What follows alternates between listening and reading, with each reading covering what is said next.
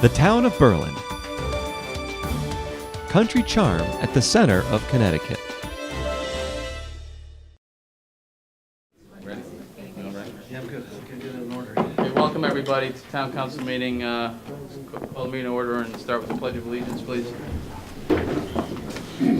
I pledge allegiance to the flag of the United States of America and to the republic for which it stands, one nation, under God, indivisible, with liberty and justice for all. Thank you. Roll call. Councilor Del Christensen. Here. Councilor Daniele. Here. Councilor Giannoni. Here. Mayor Kaczynski. Here. Councilor Luddy. Here. Councilor Pagliaro. Here. Councilor Russell. Here. There you have a quorum. Thank you very much. Start with the audience of citizens.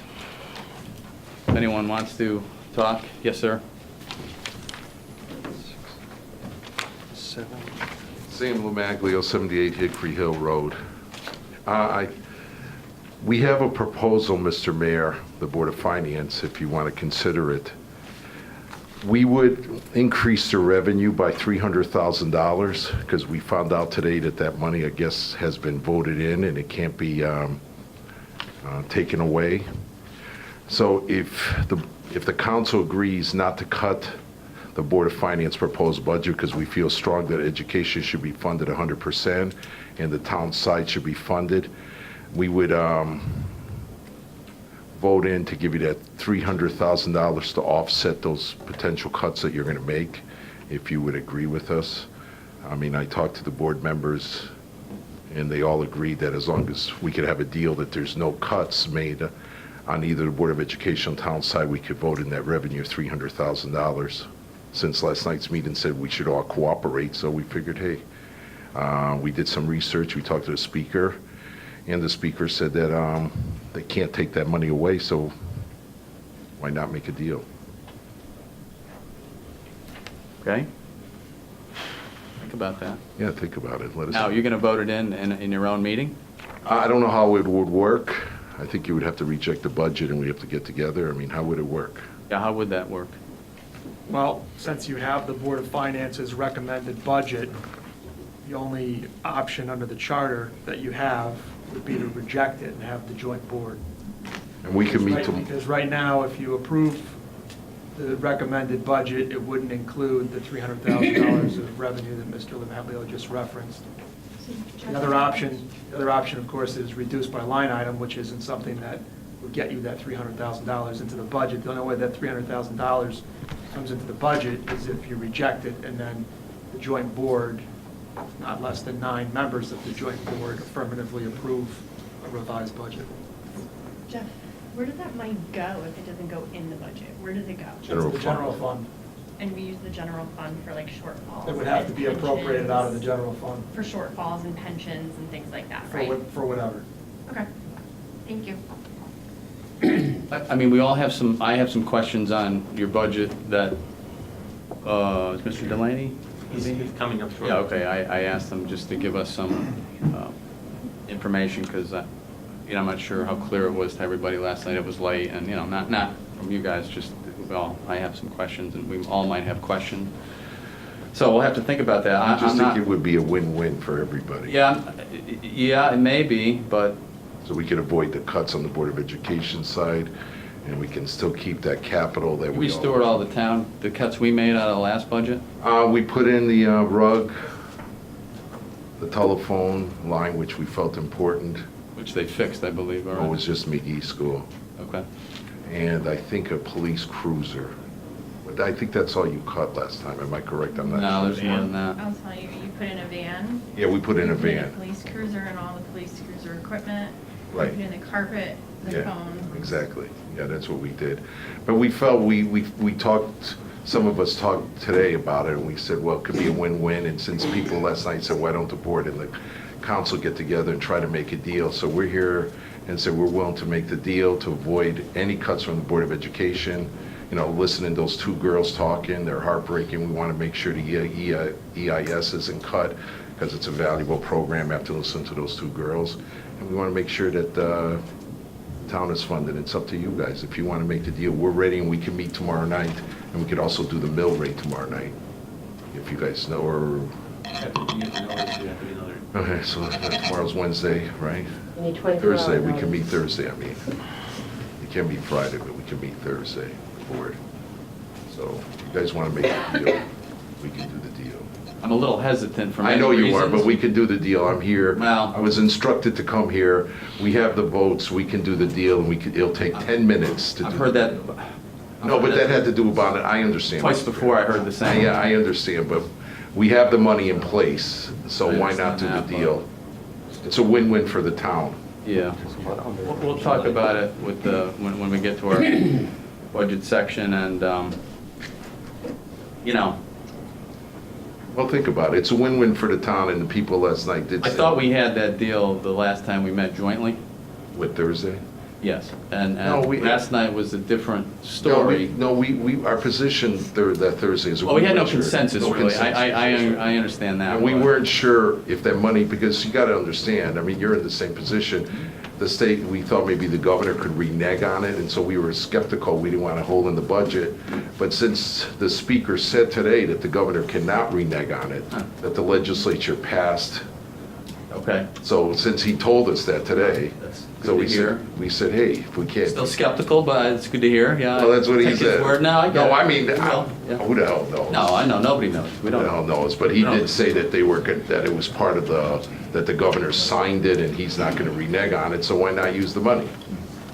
And then we still have that 300-something Did thousand. he promise the $1 million too that we're getting last night? I have no idea. Okay, just But the wondering. point is, we still have that $350,000 that we could put aside and we could use towards pensions or whatever, so we're not taking the whole amount, so we still have a little extra money in the general fund that we can use for pensions or whatever emergencies that we need to do, so it's a plus, Yeah. we think. The only thing, I'll just speak for me, the only thing that disturbed me last night was, well, there's a lot of things, but the main thing was you know, after, I mean, we can argue all day long about what the referendum means, if voters voted, I don't know why we would ever discount that in any election, but whatever. That aside, you went to a budget higher than the last one we submitted, and I know it was our budget we submitted, but to raise it on both sides after the second referendum, whether you agreed with it or not, I understand, and whether we discount 12% of the voters, which I don't see how we could, but that part, I would have thought at a minimum, Sam, after our meeting Thursday, you would have gone with at least the .95 that we had sent to the second referendum.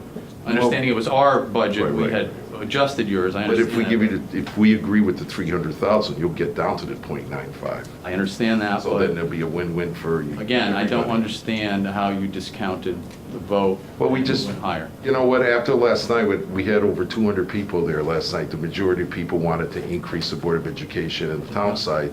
So we talked among ourselves last night, and, I mean, people were waiting for the vote. How can you just, and those people actually took time to come in, and I think there was So did only. the voters. And the vote, and how many voters But voted? I think only 2 people came in. I mean, I'm not gonna litigate it, but I'm just saying that was our opinion. No, I understand that, but it's not a logical conclusion to, you discount 12% of the voters, Well, and you take 200 under advisement, so it Well, we did does not because- compute, but that's because okay. I think the majority of Not parents, okay, I think the majority of the parents in town really don't want any more cuts in the Board of Education. I really don't think Well, they majority. voted and told us that. Well, they didn't, unfortunately. But I mean, as that one man, the last man summed it all up, if only one parent went, the budget would have passed 2 to 1. But they didn't go. But I think they learned a valuable lesson. I think you'll start seeing parents at the polls from now on. Hope so. But we have a deal on the table, and the majority of the people did say last night that they want the Board of Finance and the Town Council to work together for a better Berlin. So we're here, we're putting a deal on the table. If you guys want it, we can meet Thursday night, and we can even do the mill rate Thursday night and get it all done and put this budget behind us and move on. So just think about it and let us know. We're All right, we'll available. talk about it under our Okay. agenda. Thank you. Thank you. Anyone else from the audience wishes to speak? Yes, sir.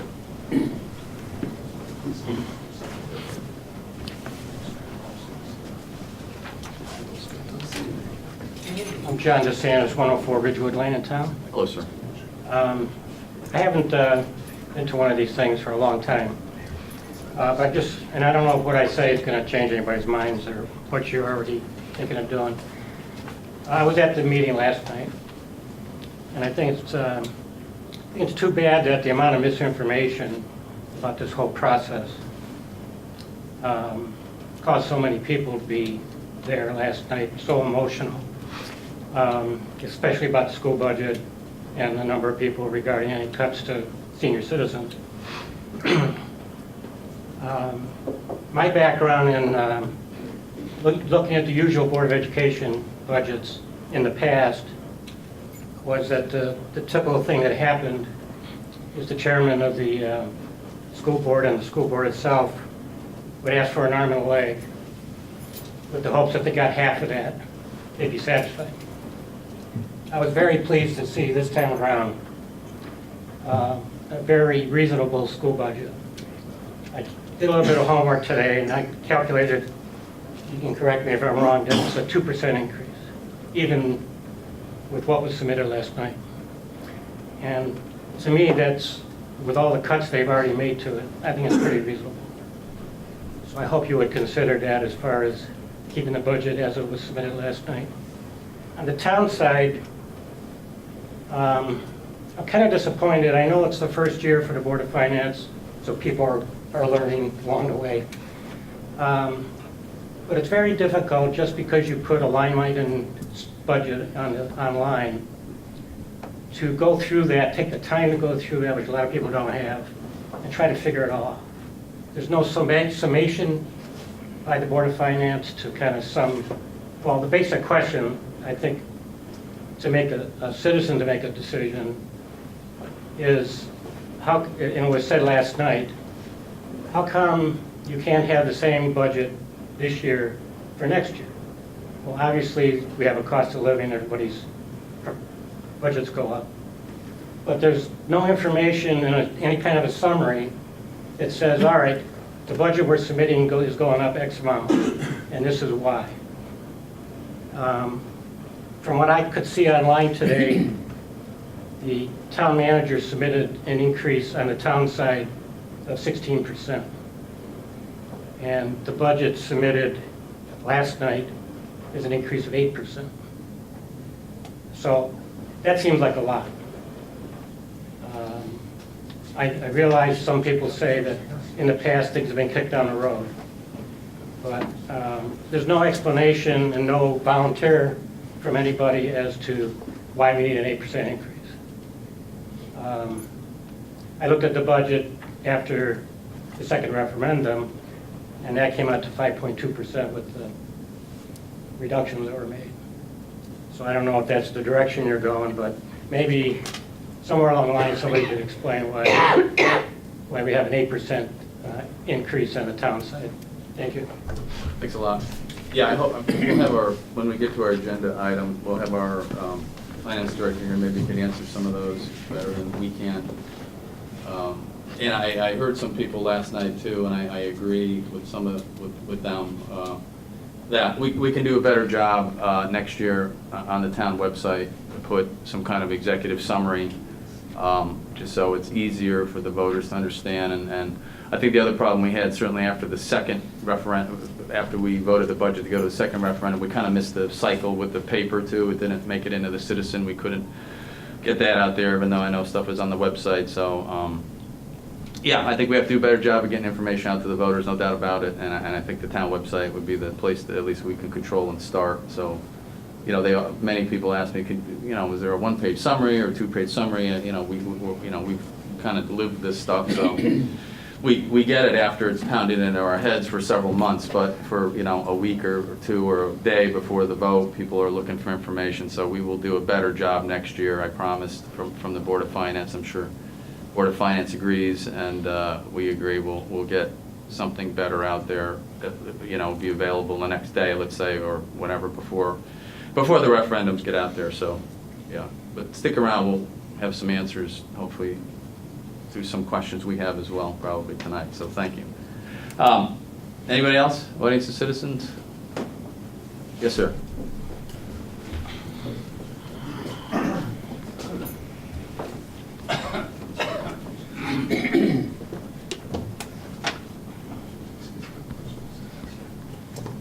Good evening, I'm Art Powers, 857 Worthington Ridge, Berlin. I attended the meeting last night, and it was a revelation to me.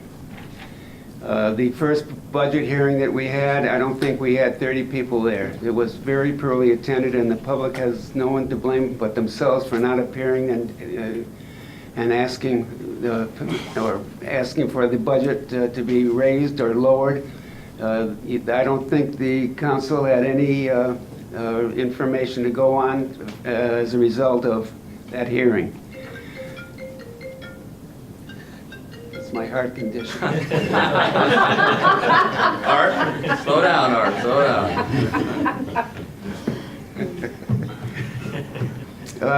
It worked, you're still here, see, it worked.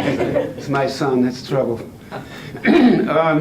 What I want to say is that I've always felt the majority rules, but this is a situation where the majority did not represent any kind of a percentage, a large percentage of the taxpayers of the town of Berlin.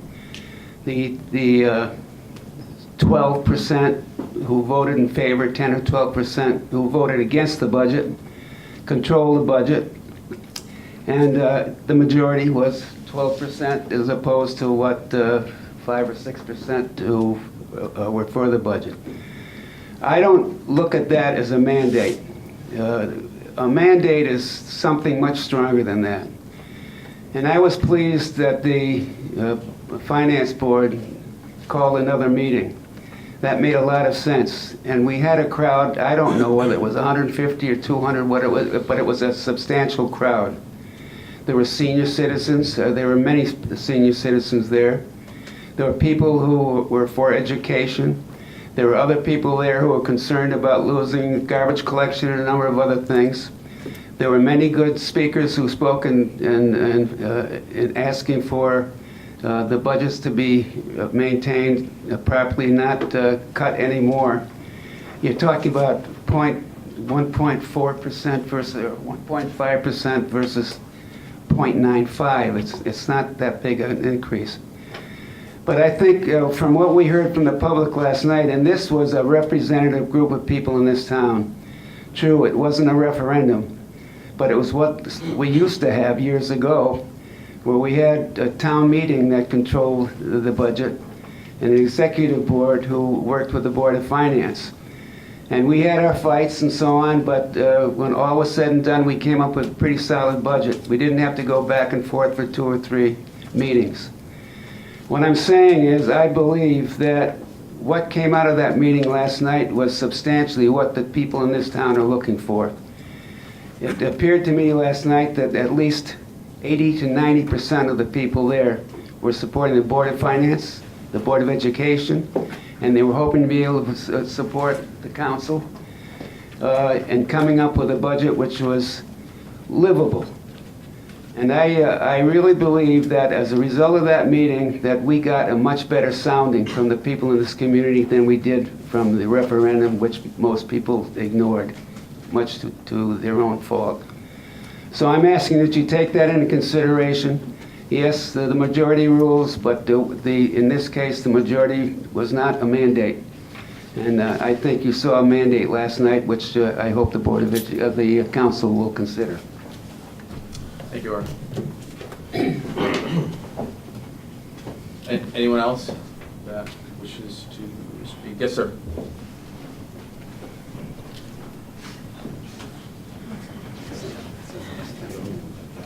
Hi, John O'Brien, Vineyard Drive. This is Mr. Powers. I believe he's 100% correct. I'm a senior citizen, 40-year resident, taxpayer. All my children through the Berlin school system.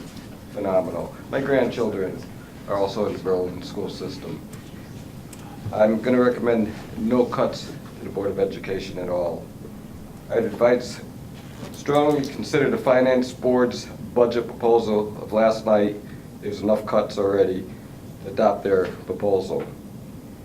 On public safety and the seniors, no cuts on the seniors, the centers, or town employees. Public safety, I believe there was a proposal for 3 new police cruisers. There's 2 Ford Crown Victorias that are old. They use them for K-9. They have to be replaced. There's a proposal for 3 new police cruisers. It was dropped down to, I believe, 1, Mark? Yes. Now it's back up to 2. Yeah, is that what it came out to be after your budget? Back up to 2? Okay, yeah, I was. Okay, now, talk about kicking the can down the road. If next year 3 more have to be replaced, if I'm figuring it right, if you don't want to do 3 this year, how are you going to do 4 next year? Doesn't, sound right. So that's our public safety. Give them the tools they need to keep us safe at night. As far as Kevin is here tonight, which is good, he's going to back me up hopefully. Not right. A house valued at $250,000 with the Board of Finance from last night's meeting. House that's valued at $250,000 comes to $4 a week. $16 a month. If you're still working, every year you get a pay increase. $4 a week is nothing for a tax increase. It's $192 a year. What I'm getting at is, I'm going to strongly suggest don't cut any more out of the town. Thank you. Thank you. Anyone else? Last call? Hearing none, I'll go ahead and close the audience of citizens. Thank you all. So we'll move on to our agenda. If we can, we've all looked at our consent agenda. And so we could take a motion. Okay, I'll make a motion to accept the 11 items on the consent agenda as presented tonight. Second on that? Second. Thank you. Any discussion? I have a question. Sure. Yeah. What's the difference between consent number 3 and 4? One's the Boosters Club and one's the Class Up. Yeah. Oh, Two different okay. organizations, okay. Yeah. Thank you, Boosters Class. Thank you very much. Okay. Any other questions? Hearing none. All those in favor? Aye. Opposed? So moved. 17-2. Okay, so motion to add, I'm gonna make a motion to add agenda item number 17. Second. thank you. Any discussion? All those in favor? Aye. Opposed? So moved. Okay, so, is that it? Yep. Okay, so we're on, so number 1, new business. Agenda item number 1 is permission to consume alcoholic beverages at Sage Park Pavilion for a family picnic. At the May 10th Park and Rec Commission, they approved this application. As part of the process, it needs to come before the council for final approval. If there's any questions, Jennifer Ochoa is here to answer them. No, I mean, that's what we always have done, right? That's the. Yeah, if you got the recall, insurance. we went through this last year, Yeah. and we came up and said that all these need to come before the council. We're doing it, right? We're not able to put things like this in consent agenda? I think if you request it, we can, as long as everything's proper before it goes to is proper. We always have the tool open and everything like that, so I think we can go to put this on the agenda in the future, or on the consent agenda in the future, if that's your desire. Yeah, I think so, right? As long as the, I mean, we Yeah, can so certainly you could review always it. pull it off. We can pull it off, and if you and Jen and whoever reviews it from the town, as long as really, I think the biggest thing we're looking for is the insurance is there. Yeah, we make sure it's scheduled and that we have the tool of insurance. In the past, just for background, we were concerned about this. This came up about a year and a half ago, and we were concerned that serving alcohol at a party with minors there, that it felt that going through our regulations, that we need this to go before the council for approval. Okay, yeah, I get that it has to come, I just think it can go into the consent. That's fine. Yeah, we can move it there in the future, and if we can always pull it out if we have questions. Okay, so a motion on this? Okay, move to approve permission for consumption of alcoholic beverages, BYOB, beer and wine at Sage Park Pavilion for the Itkamandal Patel family picnic. I apologize if I didn't say that right. For approximately 100 people of all ages on Wednesday, July 4th, with a rain date of just Sunday, July 8th, 2018, from 10 a.m. to 8 p.m. Buffet meal will be served with music and games for entertainment, and Tulip insurance was obtained. Second on that? Second. Thank you. Any further discussion? Hearing none, all is in favor? Aye. Opposed? Motion carries. Thank you. Number 2? Agenda item number 2 is a similar request for Timberland Park Pavilion by the Spanish American Cultural Club. Again, the Park and Recreation Commission has approved this at their May 10th meeting, and the picnic is scheduled for June 9th. Okay. Take a motion on this? Okay, move to approve permission for consumption of alcoholic beverages, again, BYOB, beer and wine at Timberland Park Picnic Pavilion for the Spanish American Cultural Club. Picnic for approximately 50 to 70 people, ages 40 to 80, with minors present on Saturday, June 9th, 2018, 10:30 a.m. to 6 p.m. Sit-down meal will be served and Tulip insurance will be obtained. Second? Second.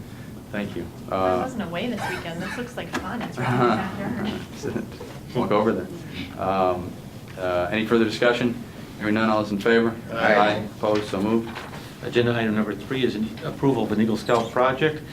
Gabe Confrancesco, Eagle Scout project is proposed for the Berlin High School West Field. They're going to do some filling of dips and with topsoil and seed. The Public Grounds Commission will be working with them to schedule the work. So we're requesting approval of the project. I believe that he is here. It sounds great. You're going to help us improve the field, I guess? Get it done. Thank That's you. wonderful. Yeah, we thank you for Swept the that. divots in that field with a broom before games, so that will be nice to have it done. Thank you. May I ask a question? Is your name incorrectly spelled in this? Yeah. Oh, sorry about that. We'll get it right for It's your okay. your It's future. common. It's yeah. very commonly spelled wrong. It's no problem. What's the right? It's COF, no N in there. Ah, Yeah. okay. Sorry. Okay. It's all good. When you come back with your completed project, we will make sure the name is spelled right, okay? Thanks to Karen, all right? Otherwise, we might have any. Okay, so we'll take a motion on this. Okay, move to approve Gabe Confrancesco's Eagle Scout project at Berlin High School West Field. Second. Thank you. Any further discussion or questions? Hearing none, all is in favor? Aye. Opposed? Motion carries. Good luck. We look forward to your finishing your work, and we'll see you back here. Thank you. When you're done. Thanks a lot. Thank you. Agenda item number 4 is consideration of the revised Board of Finance recommended budget as it was presented from last night. And Kevin Delaney is here to... Not off the hook tonight, Kevin. Soon, maybe. Never. You're never off the hook.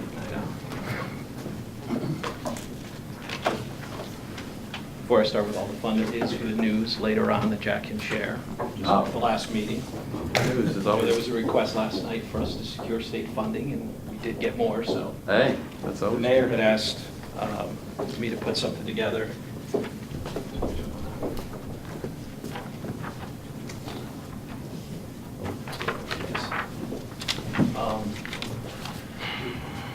This document just tries to take a look from the start, when budgets were initially submitted, reductions that have already taken place. When the process started, it was a $94.1 million total budget. Today, as the Board of Finance has proposed, it's $88.4 million, $5.7 million reduction. A common place where we see those reductions is capital, and there are substantial reductions in capital, but it is not the only place. We've had reductions in a number of other areas, both operations in both the general government and Board of Ed side have realized substantial reductions from the start.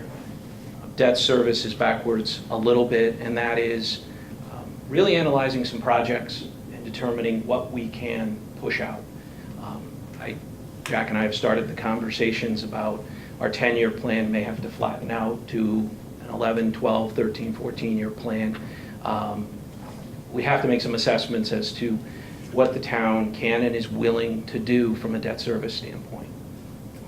As we talked about at the beginning of this process, the debt load on a per capita basis in Berlin is extremely high. It's the largest single driver is the high school, and that's no surprise to anyone. But there are a long list of other projects that have been bonded over the last 8 to 10 years, and many were bonded for 20 years. So as you bond projects in 1 year, it relieves a little bit of the tax burden. As you do that for 4 or 5 years, you now create a debt service burden that is actually higher than it would have been had you actually just serviced the capital all along. And that's something we have to work through. Unfortunately, much of our capital, be it vehicles, buildings, fields, artificial turf and other things, they deteriorate. And eventually, whether we have a high debt load or not, they have to be replaced, they have to be fixed. And so we're doing a lot of those assessments. You guys obviously were there last night and heard everything. The only point I just want, so the per capita debt is what, you know what it is per person, out of curiosity? I don't think I brought it up with my fingertips. We are number 3 in Hartford County. Number We're 3. at 12%, right? Our long-term liability is 12% of our Most budget. towns are at. Typically, a town of about 20,000 people would have 3 to 5% of their debt. We're at 12? We're 12. Best practices would say no more than 7, but certainly 3 to 5 is where you want to be. The challenge of being that high, obviously, it puts a great weight on taxpayers. The other issue that you have to consider is the economy has been performing quite well for the last several years. Obviously, 8, 9, 10, we went through a serious challenge.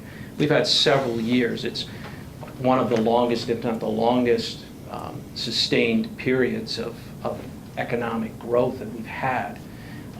We haven't really had a major correction in the market or a major economic downturn. Being burdened with that debt doesn't give you a lot of flexibility if you come upon one of those events. And unfortunately, the economy goes through cycles.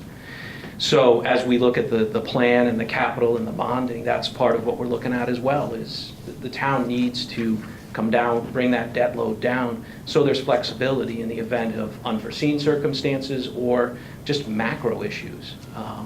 So just out of curiosity, and not, I'm not doing this to point fingers or throw stones, but I'm just curious, so how do we, our surrounding towns, I mean, they all have the same issues, I mean, we're, us, Newington, Plainville, whatever, I mean, they're a little bit different, but we're all pretty much the same in this area. Why do you think we ended up here? Is it just that we had a lot of capital projects, and at the high school, we had to do it, that's a given, but how do we end up with, what are we at now, 88 million, 90 million, what's our debt amount? For this fiscal year, principal and interest combined, Yeah. we're at about 105. 105, okay, a little higher than I thought, okay. Yeah. So how come the other towns, and I know our auditors have pointed this out since I took office, how if you looked at a chart, it was very sobering and disturbing that our debt was that high. I mean, what do you think we did wrong? And obviously, I know we've talked about this, fixing it going forward, that's all I'm worried about. We want to fix it going forward, as fast as possible and not go there again, obviously, not that maybe any of us or all of us will be here, but we can only do what we can do while we're here, but just in a couple, I don't mean to get a whole big dissertation, but I'm just curious, because we're making plans, we've got another budget we'll start looking at very soon, so what have we got to do it right now? Yeah. I want to be careful not to Monday morning quarterback. I wasn't here. So no, I know, you obviously can't. There were various circumstances. Yeah. One thing I would say, as I look back, just looking at the numbers, not being a part of all those discussions, Berlin's mill rate has been on the low end relative to its peer group. I mean, I look at, I'll use Newington because it's I think a great example, sharing the Berlin Turnpike and other aspects. Newington's grand list is substantially, hundreds of millions of dollars higher than Berlin's, and yet their mill rate is typically 5 or more mills higher. So you've got a higher base and a higher mill rate. I'm not in any way suggesting that we should be taxing people at whatever mill rate. I'm just saying that when you look at the capital budgets in many of our surrounding communities, they're $3, $4, $5 million a year. I went back, because one of the questions that came up through the Board of Finance for some residents who approached was, if I go back a few years, my mill rate was 28 something.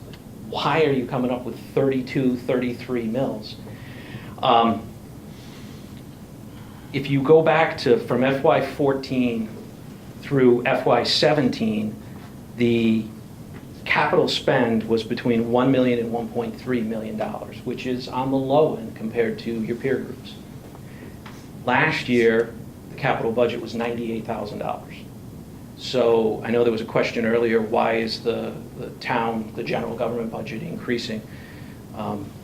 We essentially had no capital budget last year, and there are capital needs, and that is a huge driver.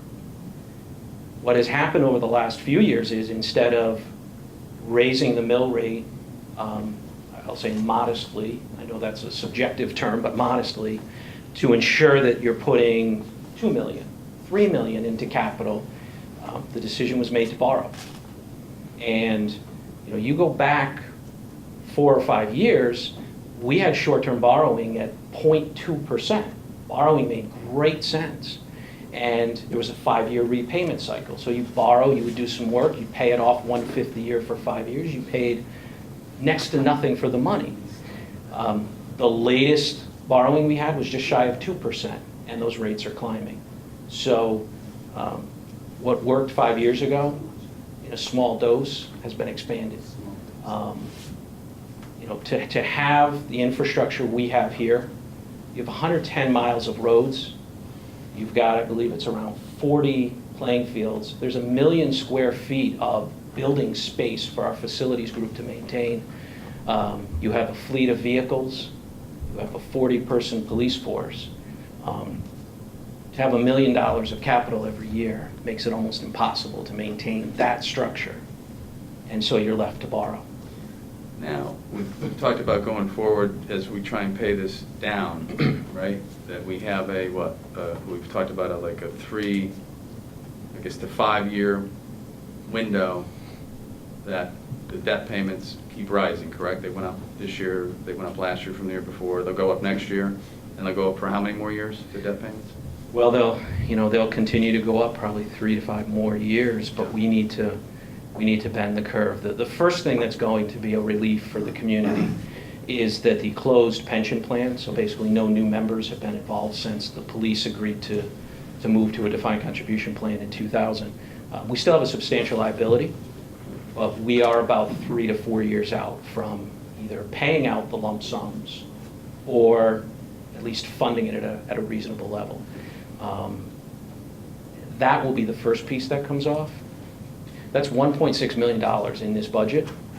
We use $800,000 of fund balance, so savings, to offset the impact to the residents this year. But even with that, that's $800,000 residents are being taxed to pay. Now, in fairness, you go back 10 years, we were putting $150,000 in when it should have been $600,000 or $700,000. So that's part of the reason why it's just caught up to us and people are retiring. But that is something, as you look out 3 to 4 years, that's a big number that will come off the budget. So that's the first piece that will be coming off of the budget. And then we've got some other parts that are going to eventually get paid off. But I'll give you, I used this at the beginning of the budget hearings when we met with the Board of Finance. 2 meetings ago, I shared that the town had been awarded a LOSIP grant with the state, and it was going to be used to refurbish, to replace the top surface of the track. Just to give you perspective, we're still paying on the 2009 bond when the last track work was done. So we are actually doing work on the track that we're still paying on. It's almost like taking out a 12-year car loan and getting rid of it at 8. You're still paying on it, and it's gone. The track is overdue for repairs. There's nothing wrong with the track or anything somebody did. So, I guess to come around to say the capital number needs to be greater in order to continue to service what the community has, or we have to evaluate what we have and figure out, are there buildings that the town owns that we shouldn't own? Is there property that the town owns and maintains that maybe there's an opportunity to sell that? It doesn't have to be that way, but right now we have a significant imbalance between what we're funding to maintain the significant assets, and there's a lot of assets and great character in the community, but there's a price to maintain that. Sorry, don't mean to be doom and gloom. Okay. Makes a lot of sense, Yeah, thank you. no, it's good we need to hear it. So with the budget now, so we started at obviously the 94 million. What is attributed to, just so we're all at the same place here at the end after the budget last night? Where are we at as far as, reductions on, and I know some of the capital is Board of Ed capital, so I know we do some of that, but where are we at today? So last night when they passed the budget, just so we're all clear, because I'm not myself, so I want to make sure I'm clear. We're all on the same page, so it was at a 1.1 mill rate we're at, but so what is that, where are we at with the capital? And because I guess they went back to their budget before Right. we reduced it for the second referendum, but then we also had that you had $100,000 that you would tell us about the other night. Yeah, the 100,000 In was that, yeah. lower debt service, deferring some projects Yeah. that we know are not going to happen this year. Sometimes even in our best wishes and efforts, things just don't align. Vendors, financing, et cetera. So- They reversed the cuts that you had made to capital in advance of the last referendum, so that would put it at about 1.6 million. So it's about 1.6 million that's in the capital budget now, Right now, based on the Board of Finance. on their budget, yeah, okay, capital projects. Are we bonding anything new besides Scalise? We won't do Scalise until next June. That's part of the $100,000 savings in this fiscal year coming up, is we're not going to do the bonding. We will bond, and you'll hear it later on tonight, for Railroad Pond Dam. We need to do those repairs. The state has mandated it, and that work will happen summer into the fall. Some of the falls we recommend to do it. We did take out $1 million for road work this year. There are a number of roads to be done. Jack could certainly speak better to the catch-up plan that's in place to get us back on a better spot. Beyond that, we're not bonding more, and that's where we continue to sit down. On the horizon, you will have to consider some of the projects that are in the 10-year plan but are further out. Air conditioning at the elementary schools is something that's been looked at, and I think the town has to make some decisions about how to approach that, and it's not at all unusual. Towns like Rocky Hill are dealing with it, Glastonbury's dealing with it. It's not a unique aspect of Berlin, but it is something to consider because the proposals are running into the $3 to $4 million range to do the work at all three of those schools. So not the most expensive project, but certainly not cheap either. The fire radio system needs to be looked at. The police has just been redone. Important public safety measures. So there are a number of items that do need to be considered. On the Board of Ed side, just so we're clear, so the Board of Ed operational budget was submitted as $850,000, right? I mean, there was the other submission, but it was corrected. It was more, right? I think initially the Board of Ed submission, but I know there was that. Well, this 44.9 was Yep. the initial, and then you have the adjustment. That was the adjustment. Superintendent made. Right, and then, So we're at 43,881, which is, correct me if I'm wrong, Brian, but that's the net submission. Yeah, from that's the 1.99% increase. yeah, and that's 850. Yeah, later on, Roughly. 855,000. And, but in some of the reductions we made on the capital side, obviously that was some school Absolutely. projects. What was that dollar amount broken out? If you have that. I don't have it in front of me, but At the carpets at McGee? Carpets and McGee were Yeah. one, although I would say that the Board of Finance, that was one of the items the Board of Finance did. Yeah, they put it back last in. night. But do we have like, though, I mean, just roughly, just what part of that? Because I guess it's kind of difficult with our budget, with the Board of Ed and Berlin, right? Because we have some things that we cover under the general government side, which really relates to the Board of Ed. And so, I just want to be fair to everybody, we cut, we did reduce some things in their budget, capital budget, basically, right? But we do cover, right, isn't energy costs and all that on the town?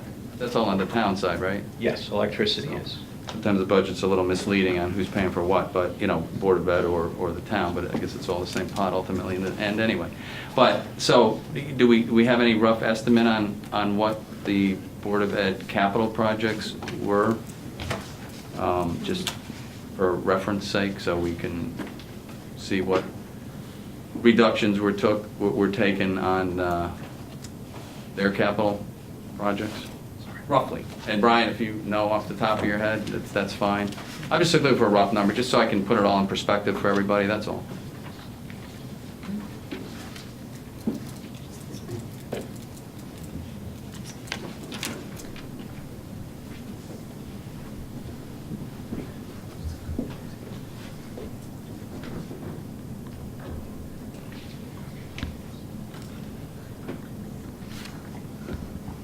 It's about $400,000, the biggest of which was the high school track removed because we were going to put it to LoSiP, which did come through.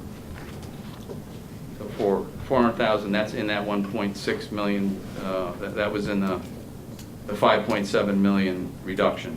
Correct. So out of that reduction, 400,000 would be attributed to school? Approximately school capital. School capital. School capital. I mean, there's almost $1 million in the operations. Phones are in there, correct? Phones have been put back in. Yeah. You put the phones back after the budget last Right. night. That's a bit of a challenge, is if there was in-out, in-out. I know, that's why I was trying to get us all on the same page, because I know it changed after last night again, so. Okay, I did, I just wanted Kevin up here to, this puts some things in perspective, I think. But please, now, these are some of my questions, but any questions you have? I may. Yes. You said you had good news? I don't want to steal Jack's. Oh, it's Jack. No, go ahead. You've been Dr. Doom up to now, so give us some good news. Well, you know that the town, you guys had approved applying for the LoSiP grant for replacing the storefronts here, and we just got word last night that that was approved as requested, so that work will start as soon as possible, and assuming all goes well to plan, we won't be snowing in the town hall next winter. Nice, that's a good thing. Go ahead, Alex, you did. All set, thank you. Oh, just good news, okay, just the good news. What was the amount of that? I don't recall. We went for $275,000. That was what was left available to us, but we do have some other money that has to be used for LoSiP-like projects that actually comes through work in the town clerk's office for land conveyance fees. The town gets some of that money back and it builds up over time. So those two combined are going to pay for the doors, which is why both the track and the storefronts, you'll see they were in the budget and they're part of what was removed because we were able to find state money to do the work and pay for it. Just a quick question for me. I know there was a member of the audience here, a resident, that was interested in trying to find the information, and I know that Jack, a couple of meetings ago, you talked about updating the town website, and we're working on that so that it's a little more user-friendly. And I was wondering if this town manager submission was on our website.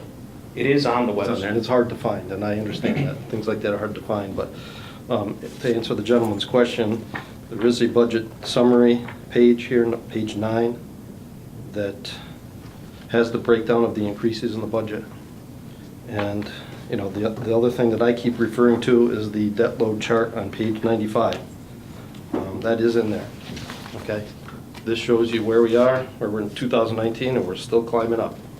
That's always been my concern. So that information is there, and I think we should work on making sure that we can make it a little easier for people to find, because I think I misplaced this book, and I asked Kevin, where was that debt plan? And I knew I saw it, and the capital improvement plan, and I couldn't find it either, and I just found it the other day, so I'm glad I still have Is it. that the one that breaks down what each department does, kind of? Yes, And what their there's a lot of operating budget information in was there. last year and what it was? There's everything, fire departments, municipal garage, everything. Yeah, that was very, very helpful in there as well, sir. It explains what each department does and what their costs are and where the costs are derived from, whether it's, materials or labor or whatnot. It's all in there, so. The other question I have for you, Jack, is I hear on the radio that the state released money for road grants. Now, did we had figured that in our budget or not? Are we part of that? Are you referring to the $30 million bonding they just approved last week for TAR? If that's what it was. It was something briefly I heard on the radio. Yeah, there's two pieces. They did, you recall back when we were doing the budget hearings, the $786,000. Mhm. The town did receive that last, what is today, Tuesday? We got it yesterday. We actually received that money. That was in the general fund budget this year. Mhm. The second half was, the second half of the TAR money was actually approved at this last state bond commission meeting. So towns are not exactly sure the timing of when, Mhm. but the town will receive its second half of 2018. Okay, TAR so money. we're still... And there is TAR money in the approved and adopted budget for FY19 as well. Also, we've applied for a $3 million grant. You have to approve the application, which will do Deming Road, Christian Lane, part of Burnham Street, and Massaro Drive. Now, and if we get that will take care of paving, redoing all those roads. We put that application into the CROG, and we're just waiting to hear. So I have a question as far as our debt load goes. I'm sure you're familiar with these snowball debt repayment type of things.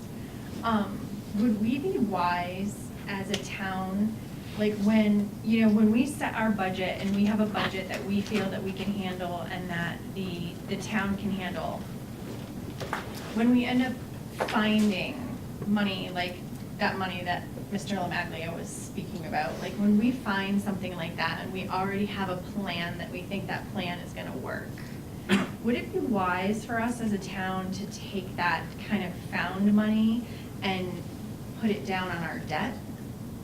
Would that help the situation? Well, it certainly would. One thing to be aware of when we borrow the money, there is a window of time where you're not eligible to retire debt early. When you borrow in the municipal arena, there's a window of time where you can't do that.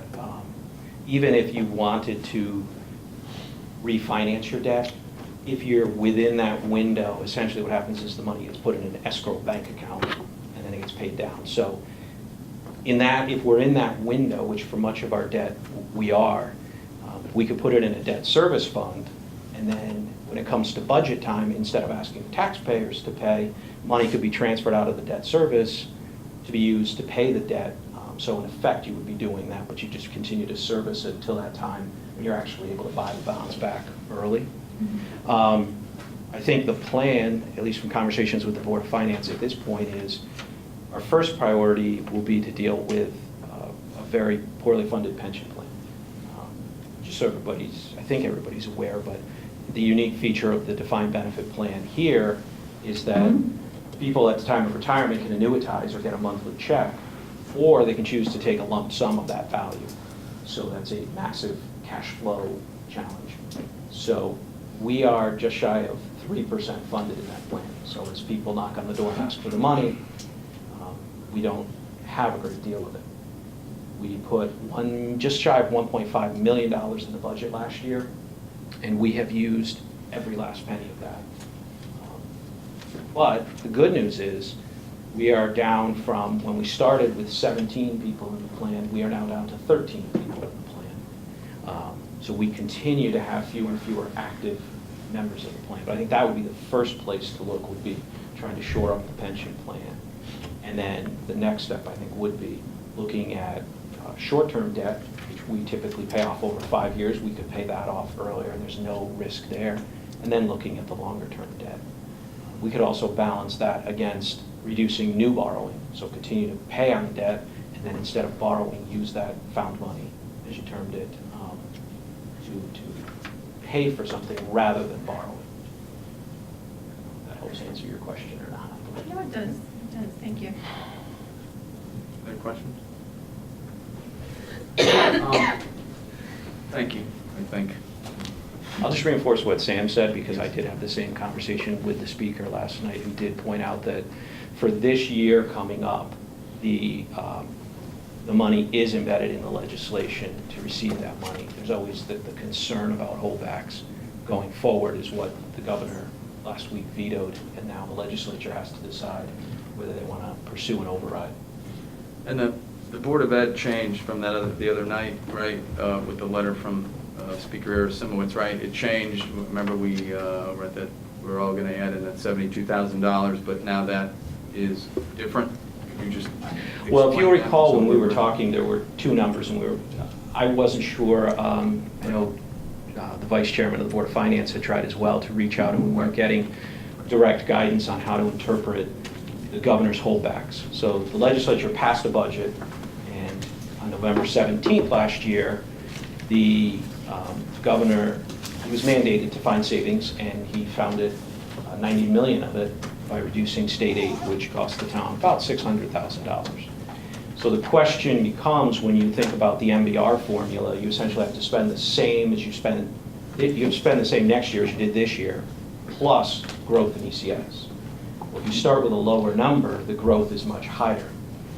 And when you look at the speaker's letter, you'll see that number is 5.9 million. It's the higher number based on the formula. So what that would say is, instead of saying that we overcut by 72,000, it would leave room for additional cuts, if that's what you chose to do. I'm in no way suggesting that, but that's what it would tell you. So Growth isn't as great as here. okay, so just so we're clear, so last year's, with the new numbers, so,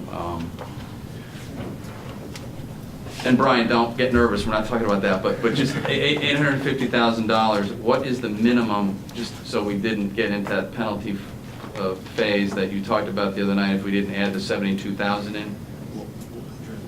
I think So the what is it speaker now? put it as about. Is it 132? I don't have a... 948. That's the amount, that's the minimum. Oh, we couldn't go below that, as far as an increase. If you go below that, As far as the an gap increase, between yes. what you're required to fund and what you actually fund, Yeah, next year, the state would penalize you past that in lawsuit. right, yeah, okay, yeah.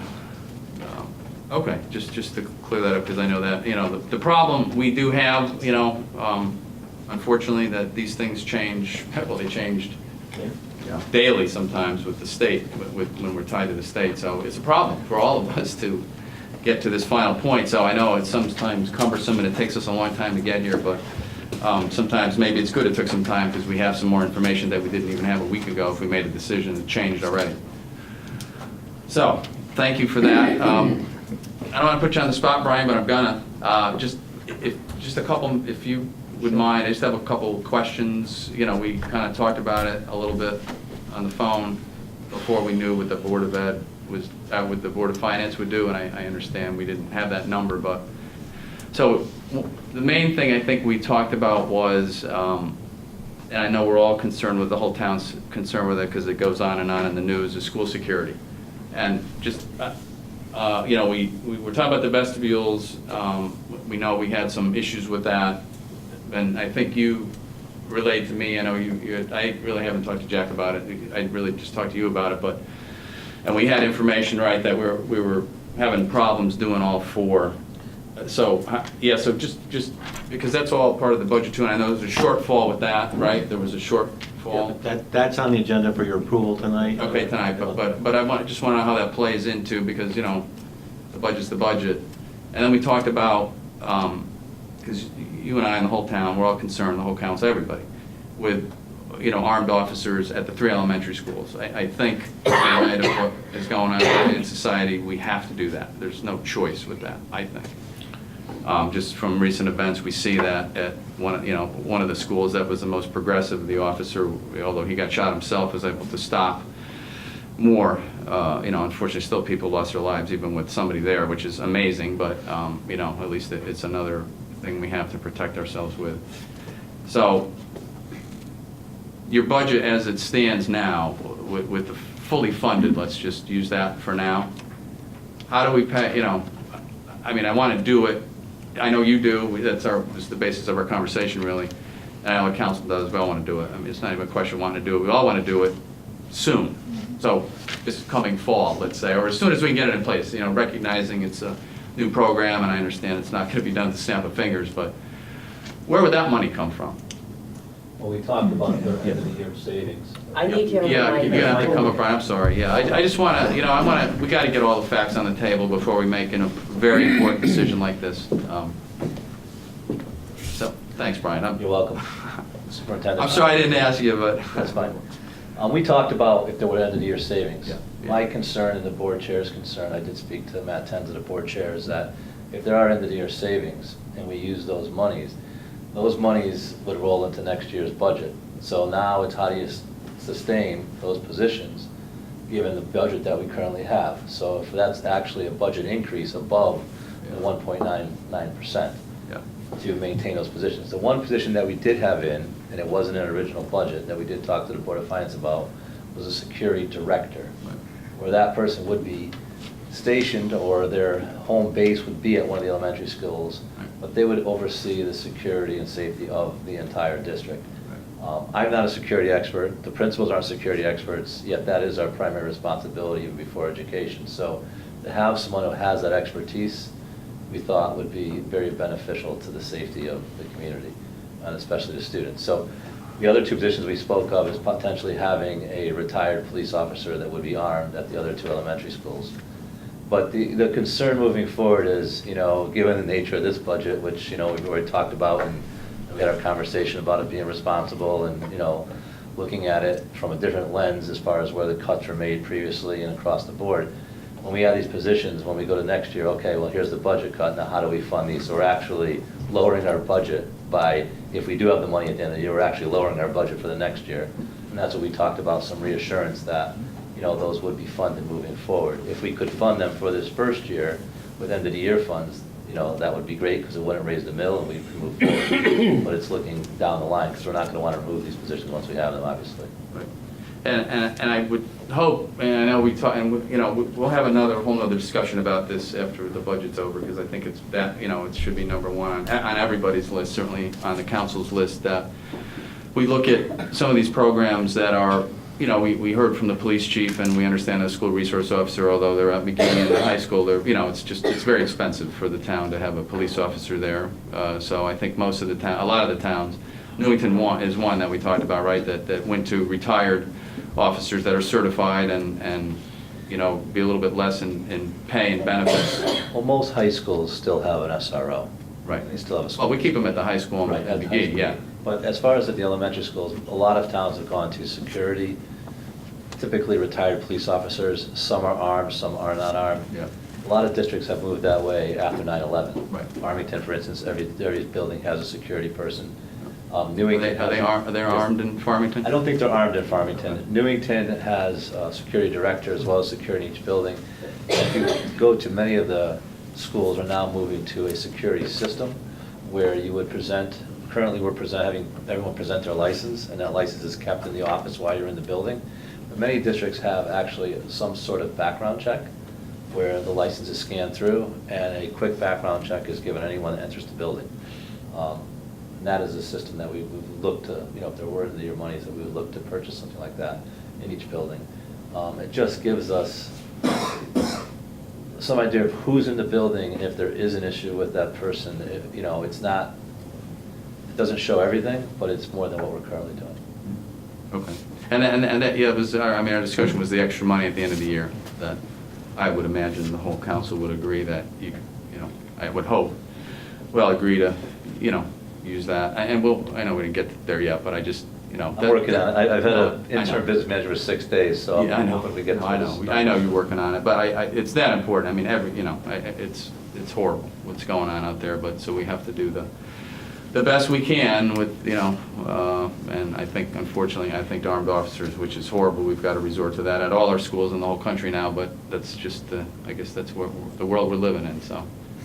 unfortunately, so. I think, as many of the citizens have said at the safety forum, I think when you look at the totality of the budget Yeah, and what it would cost to have those security people, and Yeah. what it would cost based on the entire town budget, Yeah. including the Board of Ed, it's a fraction of the whole budget. yeah, I mean, the cost is certainly an issue as economically as we can, but the safety is the I safety. think we're all in agreement with that. We all, I know, everyone agrees with that. So, okay, and we also had a little bit of a discussion about if there were some reductions in your operational budget this year, I know you couldn't answer that, I know, it was just you, and it's the Board of Ed, it's not on you necessarily, but, how much can you absorb? I mean, I know you gave us I'm not saying you did give us a good budget, I'm not saying that at all, I told you that before, and so, and I know you don't probably know the answer, it's not the end of the year yet, but, we did have that question when we met with the Board of Finance. A couple members of the Board of Finance asked that, like, your actuals, and it's, we're into June now, obviously, and I know you're returning that 400 grand, right? That's at the end of the year too, right? There's 400,000 that will be returned. Right. That we have, we've had a lot of empty positions at the Board of Ed. Right. As far as assistant superintendent, since the beginning of the year, we've been without a business manager for a while, been without a technology person in the district, interim principal, teacher filling in for the assistant principal. So, there are some savings there that make up that 400,000. The board's position has been, and I really have to echo it, Mark, that the budget we put forth is the number, and that's been the position that the board has taken on it. I know you spoke to us and said, could you just float it through and see where you end up?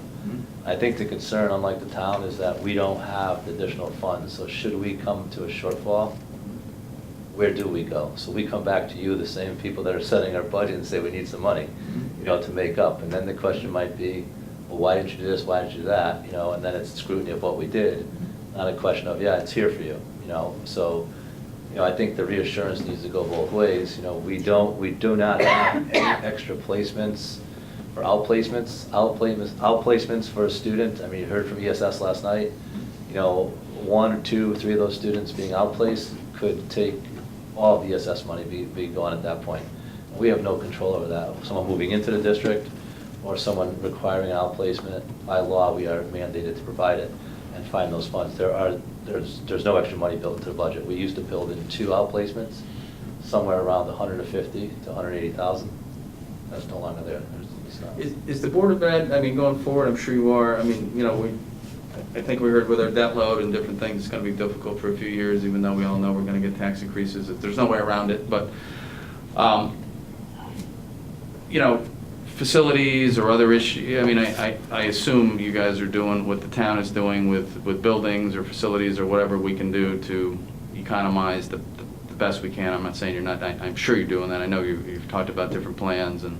Well, I think the board taking action with the RFP that went out and securing a company to look at the configuration of the elementary schools that we're currently looking at. And that's, to look at them does not mean that we want to eliminate elementary school. No, I agree. Look at them says, is there a cost savings? And what's the price for that cost savings? And does the community really want that cost savings? So hypothetically, if it was a $500,000 cost savings, do we want to stop having, 3 elementary schools, or do we want to pay the money that's needed, the tax revenue, to support those schools? But as each year, this year, $1 million cut, if you're saying each year we're going to be taking $1 million cut, you get to a point where you will not have a competitive school district. You just won't.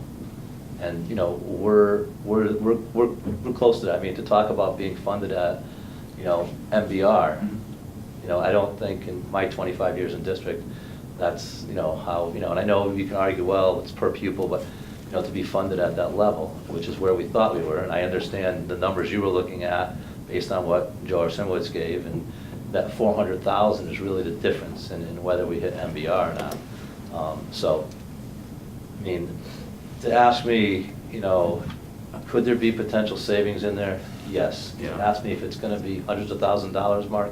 Yeah. I can't say there will, No, I get it. because it could be gone. I gotta ask, but. Yeah, I know you got. I gotta say, I can't tell you. I can't tell you for I know. sure that it's going to be there. Of course. I mean, and the real message I think, from the board was that make as tight as budget as you can, Brian, eliminating what you think you can do. I mean, there's people that are being eliminated and worked in district for, 18, 19 years. Teachers have been 17 years. I mean, you saw the fire department come out because eliminated teachers. So Yeah. we have made some, So, yeah. we have made some pretty deep cuts, so. Okay, no, I appreciate you talking to us, and I'm sorry to call you up. but- Appreciate the conversation. Yeah, no, we gotta talk, and we talked about that, we'll obviously continue, and I appreciate it. Thank you. Thanks, Brian.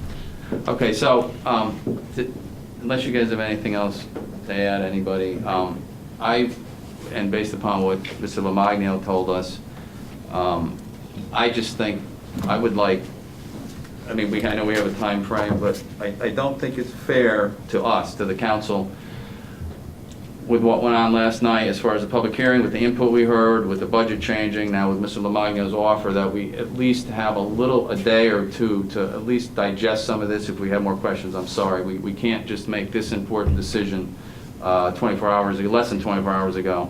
I think, 9:30 last night, they made their budget proposal to us. And that's why I wanted to talk about it tonight and get all this information. I think I want to look at it a little bit more. I'd like to wait. I'm not sure about, I would like to take that extra money that Mr. Lomagno is talking about. Quite frankly, he's not here, but I said it when he was here. I'm a little concerned about going back to the joint board, because we've done that before with an understanding, let's say. Maybe not an ironclad agreement written down, but an understanding, and it wasn't kept. That happened twice, I think. So that concerns me. If we get there and that they don't vote that way, or we don't have the votes, the supermajority to take that 300,000, then we're left with what they have, and I personally am not happy with what they did, because they went higher than our last proposed budget. So my question is, I ask you guys, what night could we sit on this for a night or two? And asking my colleagues here, I was thinking about tomorrow night, Thursday night, Friday night. We got enough. Friday night we got to rest at some point. Monday night came up to be the night that. Yes, sir. Sorry. Yes, sir. Before you decide on the night. Yes. Yes. Without getting into too many details No, about it's okay. the process. Yes. We are running very close to, lack of a better phrase, a cutoff. Yes. When the mill rate is set, the assessor's office and the tax office have additional work to do to prepare the file to send off to our vendor. We use the vendor that is used by more than 130 other municipalities. So once we submit our information, we then get in the pipeline. So we are getting very close to the point where we're at risk of not having the tax bills out by July 1st. And I really want to impart, the state money is great, and it's wonderful that it's back, but I also want to make sure 86% of our money for the town comes through our property taxes. We need the tax money. And 60% of that comes in July. So we want to, I just ask to be aware of Under the charter, the we tight have times we're on. 5 days, right, is what our. You have 5 days. You absolutely do under the charter. I'm just. And I don't want to stretch it out for any reason other than, that seemed to be the time that some of us could get together, but, so let's say we go to Monday, which I think is probably the last possible day, right?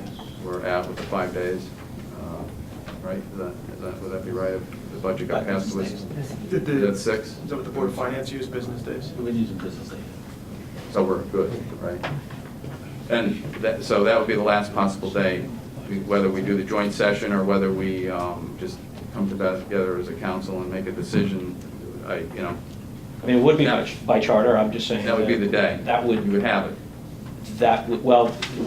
Once you adopt, Yes. then the Board of Finance has to actually set the mill rate by the charter, so there's another vote that has to happen after that. I think we talked about maybe with Mr. Lomagno, if we have that meeting doing it, we can do it all that night. I'm sure he would agree to that, to make sure we get everything moving. Okay. Not wanting to delay, I certainly understand, but that's just what I think. I'm sorry, and I asked my colleagues, and we just wanted at least a day to think about it, and with some of their personal schedules, and, I haven't really asked you guys your schedules, but, and you may or may not be ready, I understand that, but, so, if Monday night was the night, are you guys all available? 4 days next week. All right. I'm available, but I don't really need any further time to review it. Okay. I'm happy with what the Board of Finance proposed last night, and I won't support any further cuts. Even if we Or use the state, reduction. or the state money? That might be something that would consider, but other than that, Well- there's nothing that It is. I really a cuts. No, that's the thing. It's not, it really isn't. That's just an offset, which is, doesn't cut anything else. I'm ready to vote this evening. I am available Monday night. Okay. I don't need any further time to Okay. belabor this. Well, it's not, you know, I understand that. You know, I don't think it's belaboring. I think it's just, they had 2 weeks. We don't even have 24 hours. And I know we've been immersed in this for a while, but everything changed, a lot of things changed just from yesterday, you know, which is interesting. So anyway, I would, you know, like to table this until Monday night, I think, because, can we do it, are you guys around earlier, or no? Anybody around, or you guys around, like, tomorrow night, or? I leave Sunday. But you're, so Wednesday or Thursday, you guys aren't, or, I mean, everybody is. Wednesday you can't do Oh, it. you can't do Wednesday, we didn't notice, so it'd have to be Thursday. It'd have to be But you could do Thursday. Thursday. This Thursday? Yeah, I'm available this Thursday. No, and everybody's around Thursday? I'm not available. I am here. Maybe Thursday. Huh? I Thursday. Amy's on here, or Peter, you're on here. Who's here on Thursday?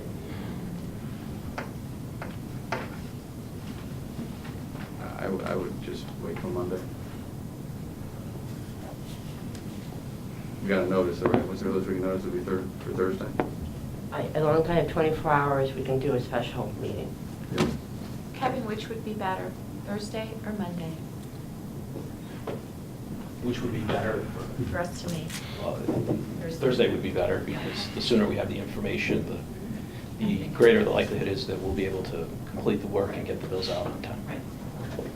There you go. Well, I'm afraid on Thursday we won't have the full council, nor will we on Monday either. Friday? Friday. I really don't want to do Friday, but No, I'm in New Jersey on Friday. let's just do it Monday. You know, sorry. But, you know, we can talk and what, you know, if we, I mean, I'll talk to you and see, I mean, I just wanted to think about. Why would we do it Thursday if it's more convenient with respect to? Because I fear it'll be a 3-3 split, and nothing will get done, that's what I fear will happen. Potentially, I don't know.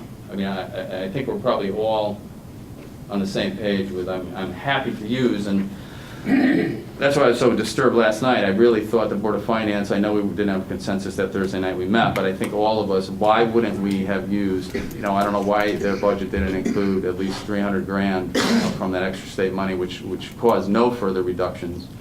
Last night, I was pretty shocked that they raised the budget after hearing from everyone, but they could have used it to reduce it and not cost anybody any town services or anything. So so today, all of a sudden they want to do it. I mean, it's very difficult to run this process. It's a new process for everyone. We're all learning. I certainly understand that, but I'm sorry, but the Board of Finance has flip-flopped about 4 times now during this process, and it's a very difficult process now with the Board of Finance because we got to go back around the whole cycle. With the 2 referendums, you know, it just complicates it more, and if we have a decision, which we had last night, we had a whole different today. I mean, today at, what, I don't know, 5 o'clock, I think I talked to Kevin Delaney about, well, now the Board of Finance changed their mind. Okay, that's great. Why didn't they do it last night? They were presented with something new. Exactly. What was new? They weren't flip-flopping. What was new? The 300,000 that we realized. That was we were guaranteed. able to- Yes, but we just Before it wasn't. learned it was guaranteed. Okay, so it changed. Maybe it did, maybe it didn't. I mean, I think we talked about that we weren't going to use the whole 600. Remember, it was 670,000, right? I think, Kevin, was the total amount. And your recommendation, if I remember correctly, was if we used it, keep 20% of it. Didn't you say that? I thought you said that on Thursday night, that just so in case the state came back and didn't want to, like the state always comes and takes their money back lately. So we didn't want to use it all. So now we're using less than half, but I don't know. I mean, we talked about it, it's, the flip-flopping is difficult to deal with. And it even was flip-flopped on the meeting we had the other night. All water under the bridge, I understand, but that's how we end up where we're at, because things change, and I understand it's good that we do get some changes, we got some new information, so. I just want to think about it a little bit, and we'll have to notice the meeting, and we'll have to decide if we want to go back to the joint meeting. I'm just not sure, based upon the track record, if I want to do that. I want to use the money. We can't do it on our own, but I wish it would have worked a little bit differently, but it didn't. So we are where we are, so that's what I would say. It goes in the general fund if we don't use it. Right. Well, Would the Monday night meeting be a joint meeting, or? well, that's what I wish Sam, Well, Sam What? has to leave. maybe Jeff can shed some light on procedure from here on. You only have Yeah. a joint meeting if the if we reject it, right? the council rejects We the have to budget. reject it, yeah. There are 3 options. Right, I know. So, I mean, we could reduce it tonight, but maybe we don't need to do that. I don't know. I'm not sure. But my thought is more that Yeah. to see, and I don't know, but to have the special town council meeting Mhm. on Monday, Okay, and then at least schedule a joint meeting yes. to follow. We do it the same day? Yes. Yes. Yeah, that's what I would suggest we If the do. Board of Finance Yes. is available. Absolutely. And then even at that point, have the Board of Finance then schedule a meeting immediately after Yes. that to set the mill rate. I think that's the understanding. What I got from Mr. Lamagna, we would do that. Okay, good. Yeah, that's what I understood. That's where my brain was going. Yes. Glad I'm on the same track. Yeah, no, I know. It's all got to be done. We have to get it in, we have to get it to the town and get it moving forward, but, I don't know, I just want to think about it a little bit. I'm sorry. Tomorrow it'll be a new thing. It seems to go that way, so. Monday, could we schedule it for Monday? And, Where and what time? let's start, if we could start ours on Monday, maybe we'll start first, because obviously we'd have to reject the budget to send it back. So 6:30, is that possible? Okay, so we can do, we have done most of our homework, I think. Can you guys make it 6:30 on Monday? Yeah, everybody? And I wouldn't imagine that'll take that long at that point, and, maybe, I don't know if we want to say a half hour later, 7, if we do the joint meeting. I would almost schedule them all at the same time. Oh, all right, or fine. 15 minutes. Oh, difference, fine, that's fine. because Get it done. You can't go earlier, Right. but you can start a meeting later. Okay, so let's start at 6:30, all right? And, And then even if I do the joint meeting at 6:35 and, Right. Okay. That's Kevin, fine. the Board of Finance at 6:40, we can always Yeah. start later, we can't start a meeting earlier. And would it be in chambers or be? I have to see what's available, Karen, so, Counselor, so I can, I will check tomorrow and get it out to you ASAP. Thank you. I think Kevin and I can work on the joint agendas. The only problem would be making sure we have a quorum for the Board of Finance. no, we got to ask him, yeah, we didn't know what night. I think they were talking Thursday night. Okay, thank you, everybody. I think we got a lot of information out there and to us, and I appreciate the time that Kevin put in, and Mr. Benigni, thank you, Brian, for talking to us as well. Not that we haven't heard it before, but it's always good to hear it again. Thank you very much. All right, so we can move on. Number 5. Excuse me. Agenda item number 5 is the transfers. It's the end of the year, and we have to start making, or I believe we started making transfers at the last meeting. This is probably the largest bulk of the transfers. We're requesting to transfer $629,355. Kevin is here to discuss the particulars.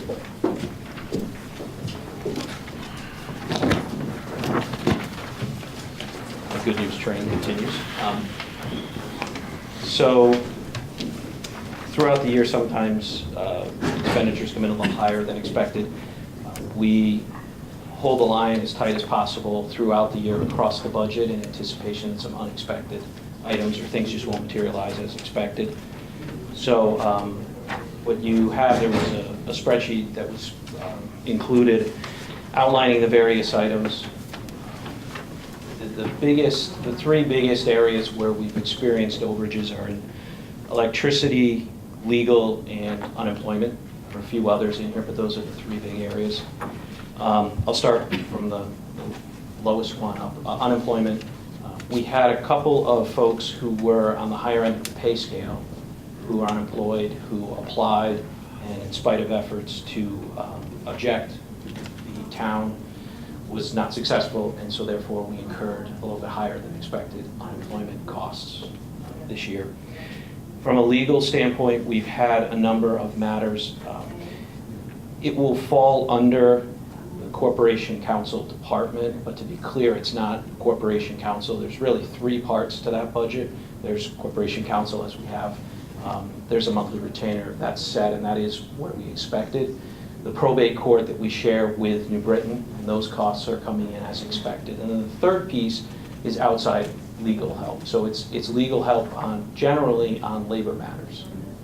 And the town experienced one case in particular, but then a few other grievances that caused higher legal bills than were budgeted. And then the last one is electricity. We were doing the budget at this time last year in anticipation that the solar panels would be operational at all of the schools beginning in April. April to August is the primary window of time to benefit from solar panels. The panels went live and operational in August. So what would typically happen during that period, especially in the summer, is you could build up credits that could be used later on during the year. We didn't derive that benefit, and so the favorability that was assumed in the budget did not materialize. And you can see from these transfers that the biggest piece that we're using there is contingency. It's the first time in several years where we've used a big chunk of the contingency money. But those are the three big movers. There are a few others, but I'll stop there if there's any questions.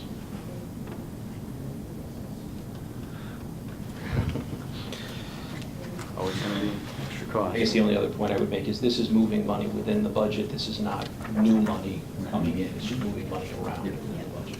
Okay. Okay. Thanks a lot. Take a motion.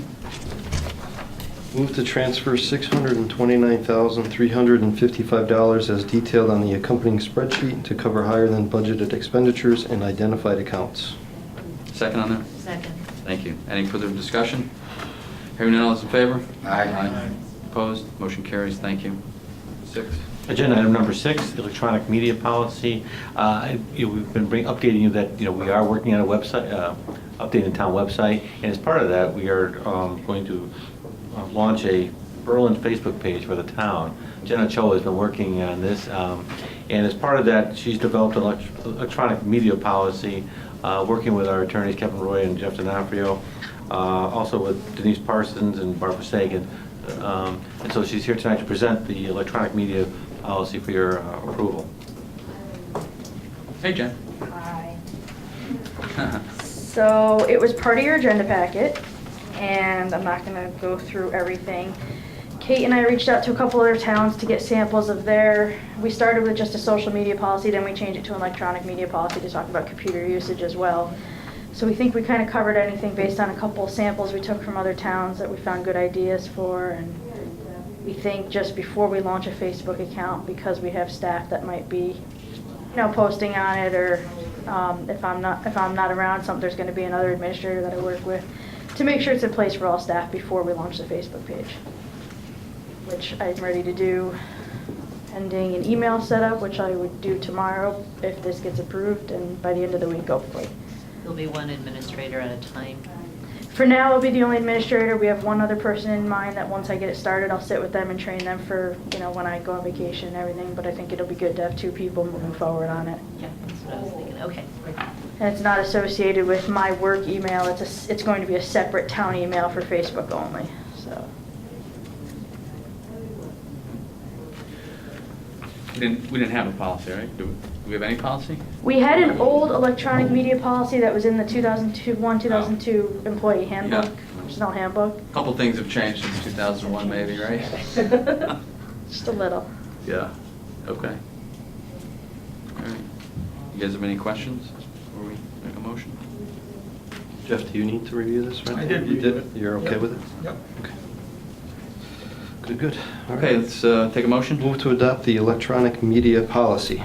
Second? Second. Thank you. Any questions, further questions? Hearing none, all those in favor? Aye. Opposed? Motion carries. Thank you. Thank you. Thanks, Jen, for your work and everybody else that worked on it. So, Okay, agenda item number 7 is to set a public hearing for an ordinance appropriating the money for the renovation of Scalise Field. We've talked this going back and forth. At this point, Scalise Field will not be done this summer. We can't get the contract set up and have the field done and have it ready for the fall sports program. Talking with Kevin, it's appropriate for us to go ahead though and to get the ordinance in place for the bonding of the field, and we will not bond the field until such time as we need the money. And in fact, it's part of what the proposal was as far as the $100,000 cut, is that bonding would not take place until next year. So anyway, Jen Ochoa is here to answer any questions about Scalise Field, and Kevin is here if you need any questions about the bonding. So we'd be able to get this done now, what, by next summer or fall? Or go ahead. Yeah, the plan was to be, after January 1st probably, we would start the process of going out to bid, finding vendors and stuff like that. So our plan would be probably middle of June, as soon as the high school sports are done using the field for the season. And that would give us enough time starting in January to make sure we find the bid, go out to bid, find the bid, and order all the materials. So they'd be on site. So instead of middle of June, hey, we're gonna, order everything now, everything would be ordered and on site, so we'd be able to actually start construction right at the end of June, which would guarantee us to be done by Labor Day, by football season. Oh, wow, okay. I was gonna ask that. How long does it take? No, it's pretty quick. That's good. Okay. All right. Motion on this? Okay, move to authorize the acting town manager to retain the services of Sorry, Joseph. that should be town manager. Jeez. I'm reading what's there, not even catching it. Okay, rescind that and start over. Move to authorize the town manager to retain the services of Joseph Fozzie LLC to prepare bond authorization documents for executing contracts, purchase, installation, and other related costs for the renovation of Scalise Field, and to authorize the town manager to schedule and advertise for Tuesday, June 19th, 2018 at 7 p.m. to hold a public hearing on the ordinance entitled, an ordinance appropriating $1,100,000 for the renovation of Scalise Field and authorizing the issue of $1,100,000 of bonds to the town to meet said appropriation and pending issuance thereof, the making of temporary borings for such purpose. Second on that? Second. Thank you. Any? Question. Yes, yep. This was the item on the budget that was $895, right? Yes. Okay. There are monies in there for contingencies. Yeah, no, I was reading that, but then it said 900 now, and I remembered seeing 895. I just wanted to make sure. We rounded up. Just needed to make sure. Any other questions? Hearing none, all those in favor? Aye. Opposed? So moved. Thank you.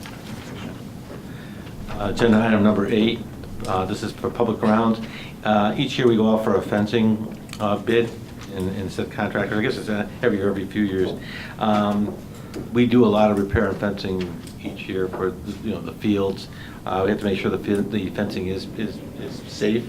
Anybody's been around Little League fields and sports fields know that the top, you can get cut on these fields or get your legs caught, so we have to make sure that we maintain them properly. So they went out to bid again this year. Steve Wood and Jennifer Ochoa are here to discuss the particulars of the bid.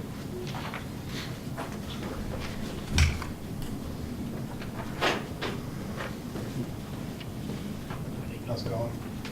Hey, how are you, Steve? Just like we did with the porta potties and the contractual services of mowing the cemeteries, we figured if we went out for a long-term bid of 3 years, would guarantee us one sole provider, that if we picked up the phone in the case of an emergency and called somebody, that they would guarantee their services to come out. The problem we've had with Hartford Fence and other fencing companies is we call them and they don't come out for 6 or 7 weeks to fix something in a case of an emergency. Willie has been very diligent in coming within a couple days if it was a safety issue at a playground or if it was a safety issue at a ball field.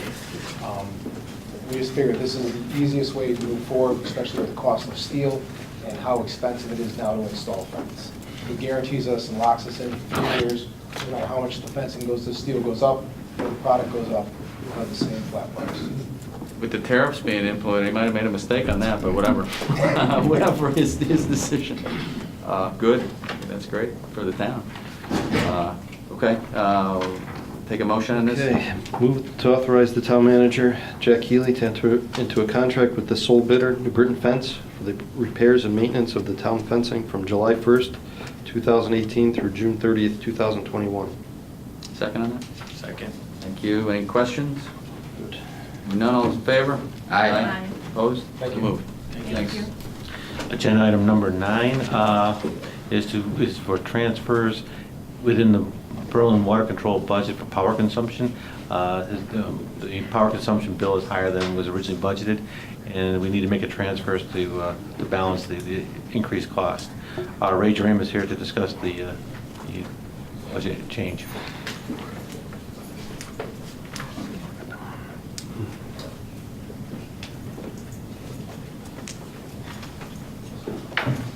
Hey, Ray, how are you? Speaking up. Small amount relative to what you were talking about before. Yeah, that's not too bad. It's a little higher than I thought, so we don't have to come back again. Are basically, Eversource is our power source provider. They split the billing with Constellation, and we were blindsided with it. So separate billing actually it cost us more than less. And now they're switched back again. So Eversource is including the Constellation price. So we're asking for the transfer for water and sewer, and we both, sewer has 11 pumping stations, water has 3, so we have to use it completely. Okay. Okay, thank you. Motion on this? Okay, move to transfer $13,000 from the meters for water account to the purchased power account, and transfer $5,000 from the update sewer stations account to the sewer purchased power pumping stations account. Second on that? Second. Thank you. Any further questions? Hearing none, all those in favor? Aye. Opposed? So moved. Thank you. Okay, agenda item number 10 is also for Still Ray. there. Still here, Ray. More. Is the reward for the routine and minor construction of water and sanitary sewer system contract. We go out to bid each year to get services of a contractor who would come out and perform either routine or emergency repairs for us.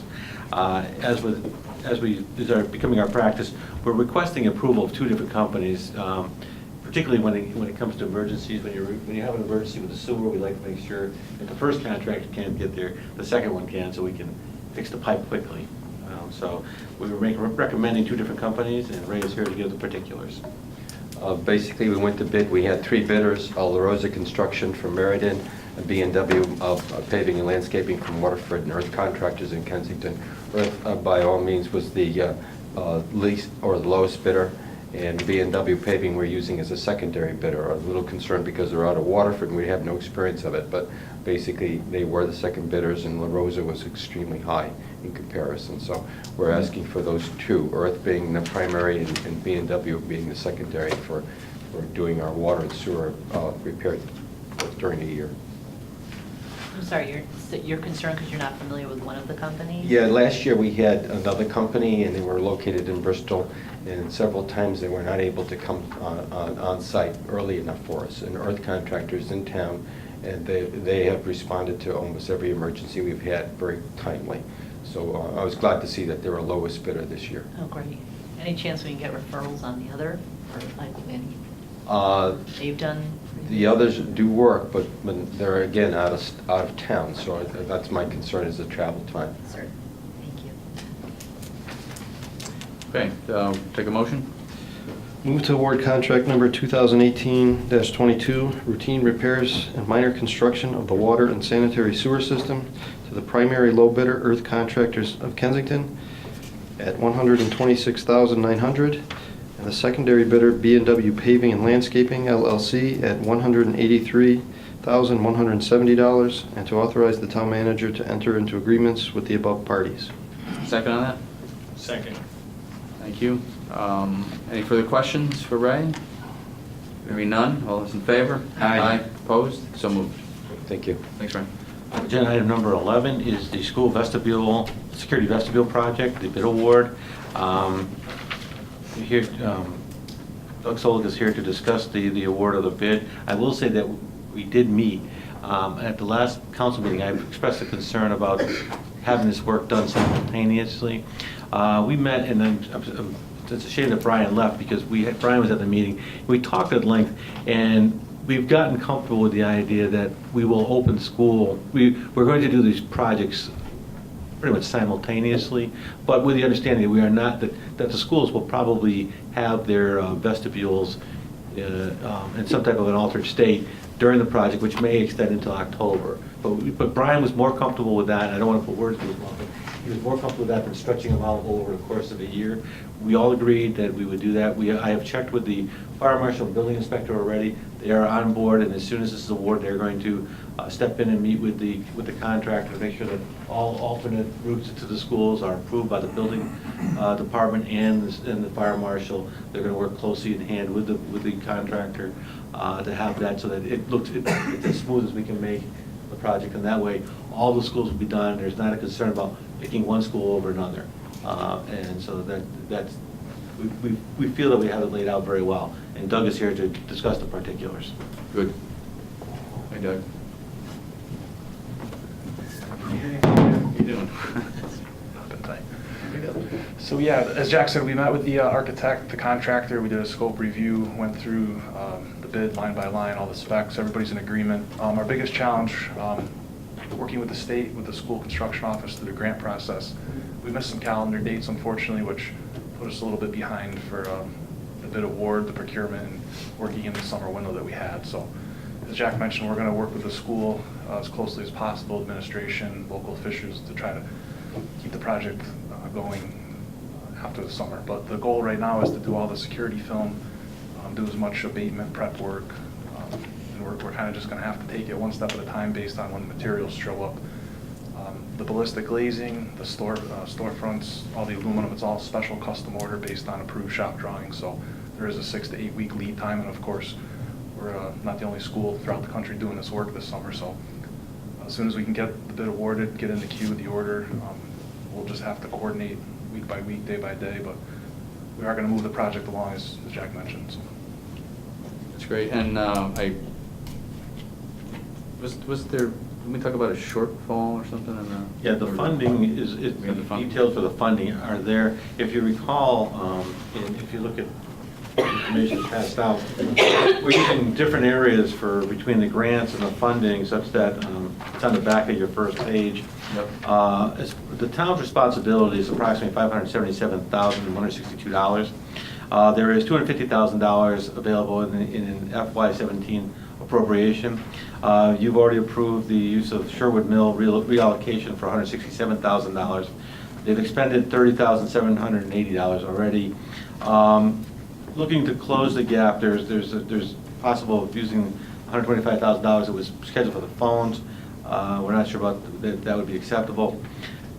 Kevin estimated that there's some excess funds from closed projects, but the fallback position, to get to the end of it, is that there's already been a bond authorized for this work, and that would be our fallback position if we can't get all the funds that we're talking about here put together. We do have the availability using the bond, and we felt it was more important to move this forward. Kevin will continue to work on the other sources to see whether we're also looking at going back to the state and asking for additional funding. But in order to get this project into the queue, we understood that we do have the bonding available, which would cover any overage we have. Great. Yeah, we got to get it going. And just so, when school opens, is there going to be? I mean, I guess there will be because it won't be completed. Huh? The entrances are not going to be as secure. That's something we do not want to risk. It would be alternate entrances at each school. Okay. So we would work with the contractors and the architect and the school administration to coordinate what the alternate entrance would be based upon when the materials show up and how they want to handle the traffic flow and the student flow and the parents coming in and out. So yeah, it's going to be a lot more challenging. It's going to put a strain on everybody. But how confident are we that this is actually going to be done by October? We're optimistic. Yeah. Very optimistic.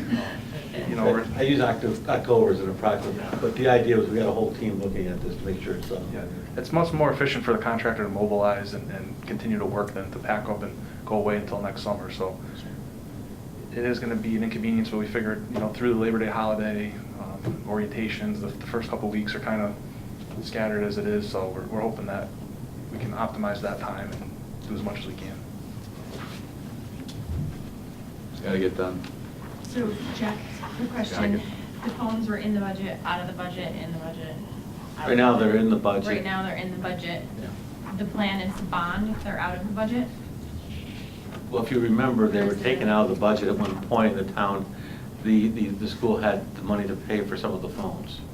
So I know in our discussions with the school, depending if the school still has the funds available to pay for the phones. If they do, then that money would be available for this project. As Kevin's looking, I'll use his terminology, scouring the budget to find pieces here and there. You see, there are other small projects that have not been closed out over time, that because either we haven't got the final state approval or something. As we move forward, Kevin is currently working on those to see if we can close those out, and those are where the additional funds are going from. The bonding is our least preferable, but it was approved for this project previously, and that does give us essentially the safety net to get the project done. But we'll continue to look, including asking the state, if there's additional funds available from them. Okay, thanks, Doug. Take a motion on this? Move to award bid number 2018-23 for the school security vestibule project to Millennium Builders of Rocky Hill, Connecticut, for an amount not to exceed $887,975,000, which includes the 10% contingency. Second on that? Second. Thank you. Any further questions? Hearing none, all those in favor? Aye. Opposed? So moved. Thank you. Thank you. Thanks, Doug. Agenda item number 12, as we move forward, we do have some future bridge projects that are scheduled. One is Burnham Street Bridge. That one currently is on hold because we have a bid on and everything, but the state funding through their transportation fund has been on hold for that. But in the duration, we are continuing to make all the arrangements, including obtaining an easement for the bridge project. And so therefore, we need to obtain an easement from the Triple B Management Company. Jim Horville is here to discuss any details for that.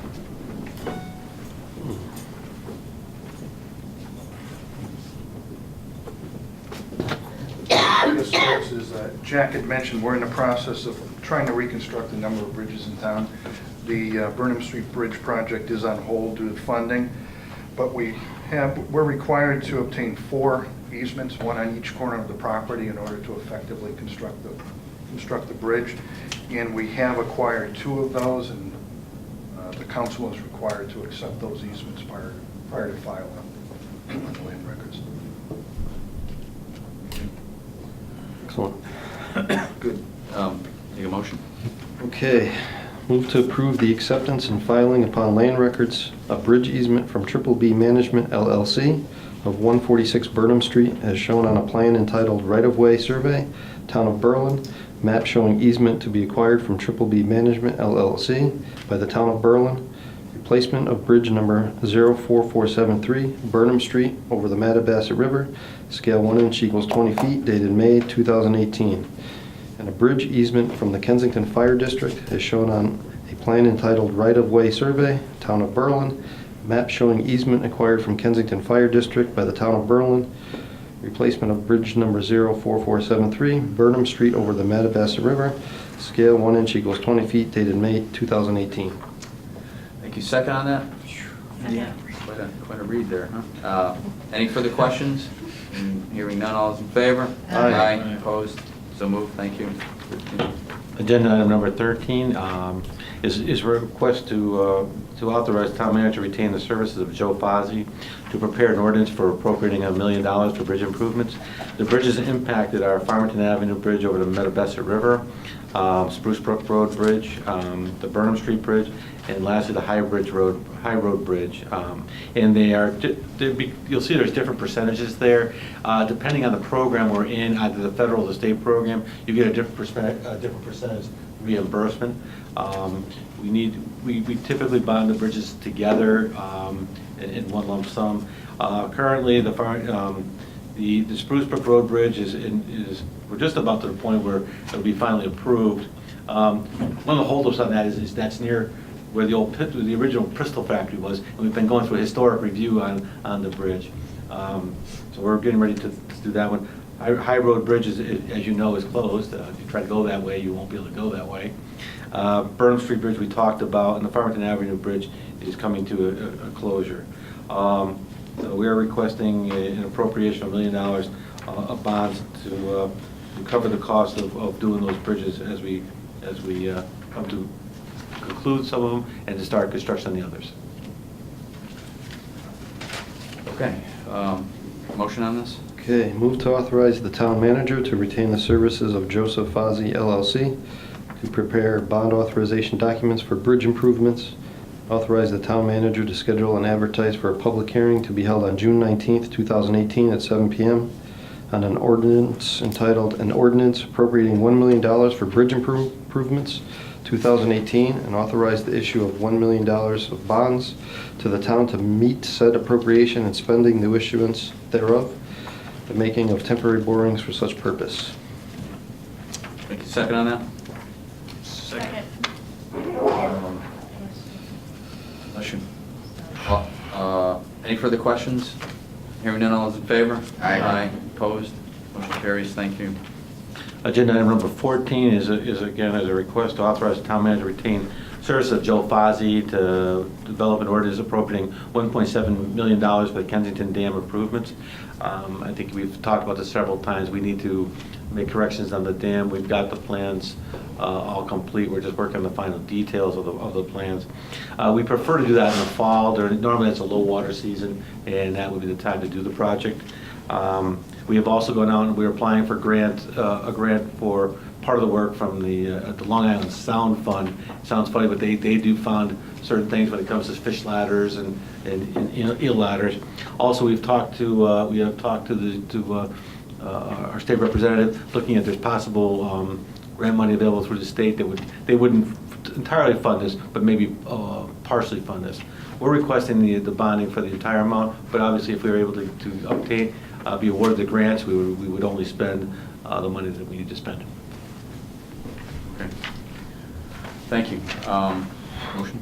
Okay, move to authorize the town manager to retain the services of Joseph Fozzie LLC to prepare bond authorization documents for the Kensington Dam improvements, and authorize the town manager to schedule and advertise for a public hearing to be held on June 19th, 2018 at 7 p.m. An ordinance entitled An Ordinance Appropriating $1,700,000 for the Kensington Dam improvements 2018, and authorize the issue of $1,700,000 in bonds to the town to meet said appropriation, and pending the issuance thereof, the making of temporary borings for such purpose. Thank you. Second on that? Second. Thank you. Any further questions? Hearing none. All those in favor? Aye. Opposed? So moved. Thank you.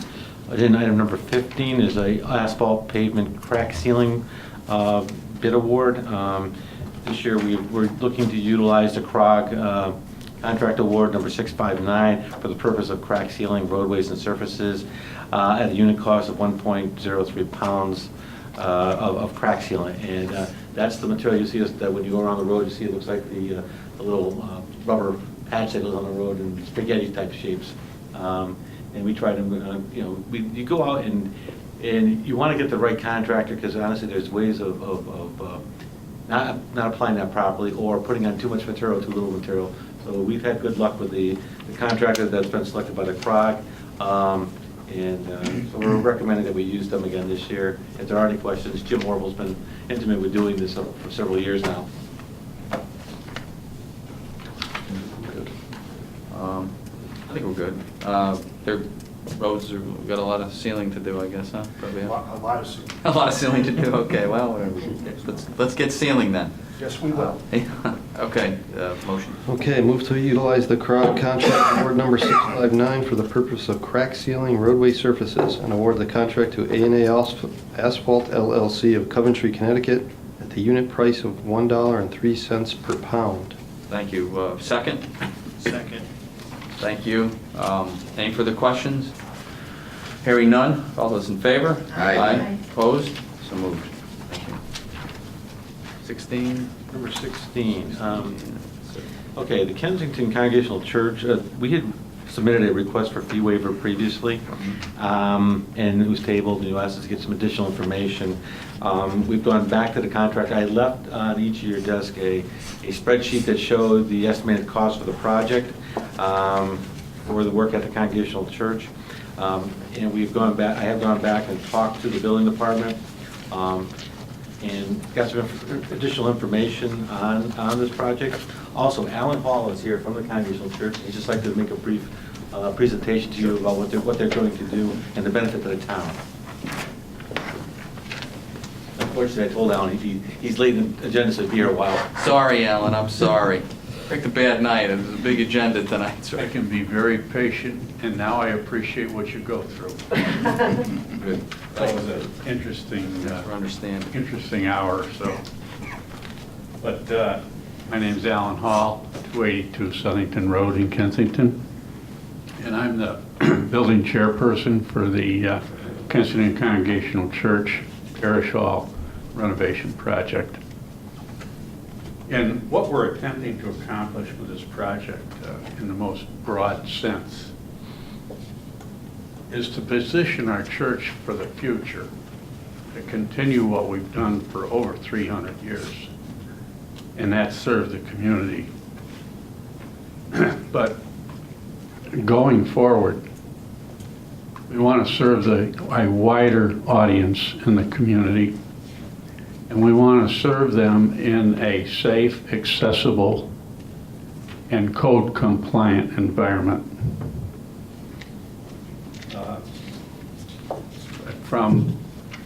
From a point of view of accessibility, we will be adding parking spaces closer to the parish hall and the sanctuary, allowing the elderly and the impaired to have access to the church without having to walk across Percival Avenue or up from Selden Street. We will be connecting the main sanctuary to the parish hall for accessibility.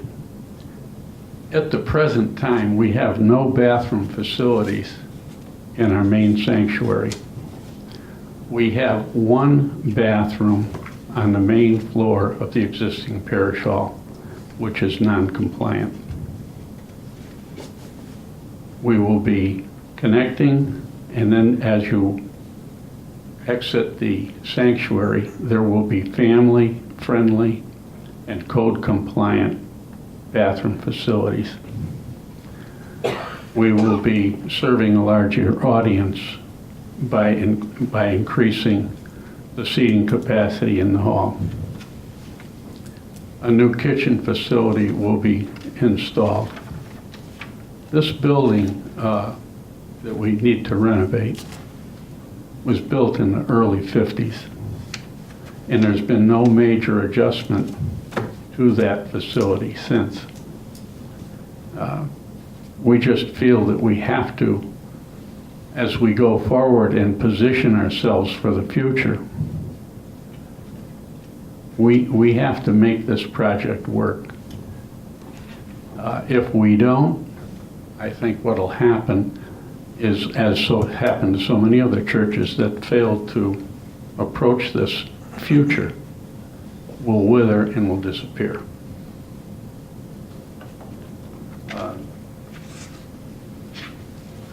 It's far as servicing the community, we've serviced the community in many, many ways, and I'd just like to mention a few that we have throughout the years and continue to do. First and most importantly, we provide a place to worship. We provide a facility for Boy Scouts and Girl Scouts and other youth organizations. We host our Red Cross blood drives. We offer a summer vacation Bible school for the whole community, regardless of your affiliation to another church or another denomination. We sponsor the Festival on the Hill and the Night in Bethlehem, which families throughout the town and surrounding towns support and gain. we provide a nursery school. That nursery school's been going since, well, we built the building that is in 1967. So this project will also improve traffic flow on Selden Street and Percival Avenue. And it'll also reduce the icing problems on Selden Street. This is a major undertaking for our congregation. We're not a large congregation. Our members have pledged over half of the budgeted cost of the project to date. And to date, we've paid the town close to $1,600 in zoning fees. It's our hope that the town council will see the value in what this church brings to the community, recognize the financial challenge that we face, and grant our request to waiver the permit fees going forward on this project. If there's any questions, I'd be happy to address them. Questions? Thank you. Thanks a lot. Thank you, Alan. Okay. Take a motion on this? If I may. Yes. The amount on here says, is an approximation. Right. It is more than that. It's about $24,000 of requesting. Now, I have gone back per your request and looked at other institutions. The Catholic Church is now taking advantage of these waivers, much smaller in scale, $1,600, $1,700. Congregational Church up at where the Ridge has done the same. We did waive the fees for the school projects, but also just as a comparison, I believe that you requested this a while ago.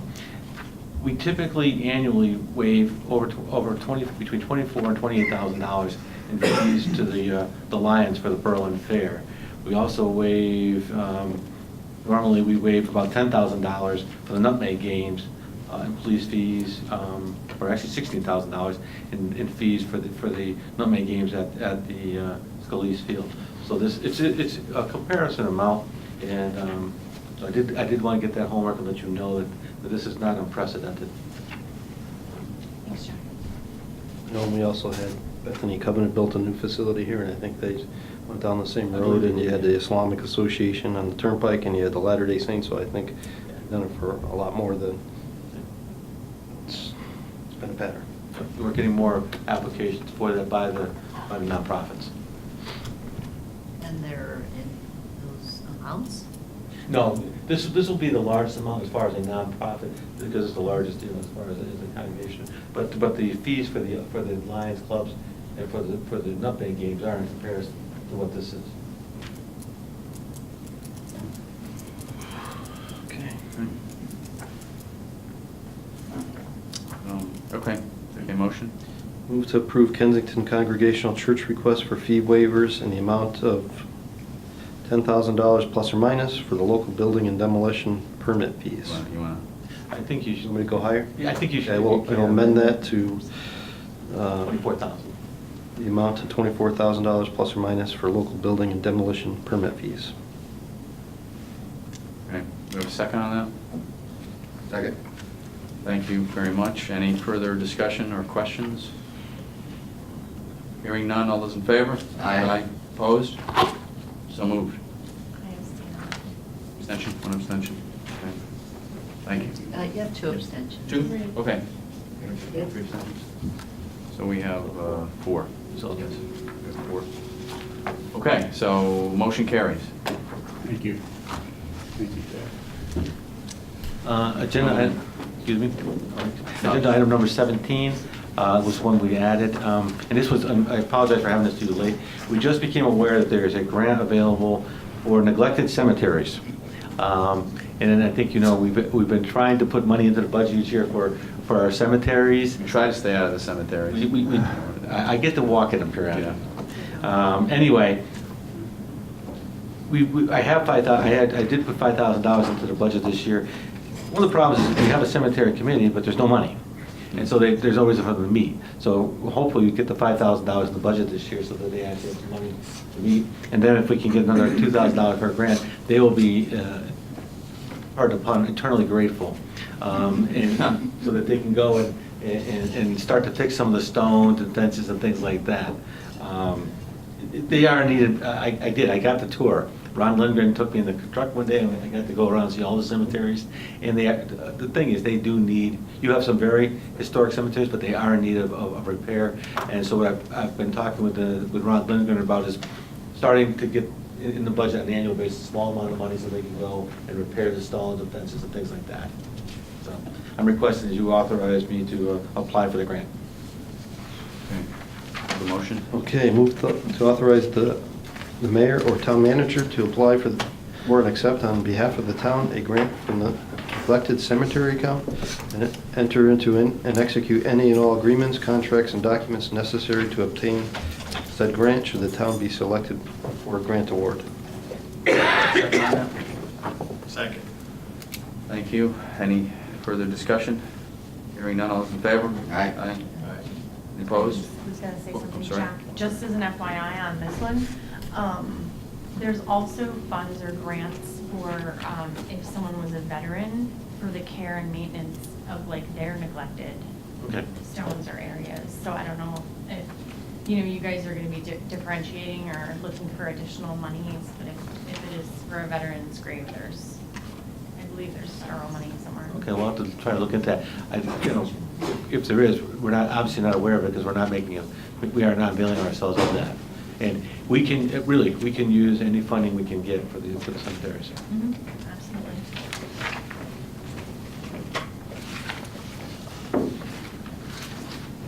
Okay, where were we? All those in favor? Aye. Any opposed? So moved. Thank you. Okay, appointments, so we're on to appointments now. We've outlasted most of the audience, that's impressive. Okay, so what do we have, Kate, now? We have, who's number one? Board of Ethics, I guess? Aging, we have disability applications. Ethics is first on the list, right? Yes. Okay, so we have one, We have one right now, yeah. and that's the one, what do we have, one vacancy? We got an alternate vacancy, all right, so vacancy, so take a motion. Okay, I will nominate Charlie Payanessa for the Board of Ethics vacancy. Okay, thank you. Is there a second on that? Second. Oh, we don't need a second. I'm sorry. We don't need a second. Any other nominations? Hearing none, we'll close the nominations. And take a vote. All those in favor? Aye. Aye. Any opposed? So moved. Thank you. Congratulations to Charlie, I think. Okay, so what are we at next now? Next one would be number 3, Commission for the Aging. We just have one, right? Yes. For that? Okay. All right, so we'll take a nomination. Okay, we'll nominate Sharon Nelly. I hope I said that right. Cornelli, yeah. Thank you. Any other nominations? Hearing none, close the nominations, and all those in favor of Sharon Donnelly? Aye. Any opposed? So moved. Okay. Are we out here now? Next. You gave me the sheets. Huh? 2 for 1 spot. We have 2 for 1 spot? Yep.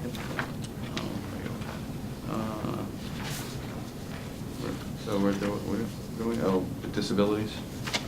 We have 2, huh? It's too bad, we can't offer them another spot. I know. in a lot of other spots. I know. That's too bad. This one is the recording secretary for this committee. Marlowe's also for Conservation Commission too. What is it? Marlowe is also the recording secretary. Oh, she is? Conservation Commission too. Okay. Do you know the dates? It says it at the bottom. Okay, yeah, Oh, yeah. Marlowe Partners in first, Was she in first? yeah.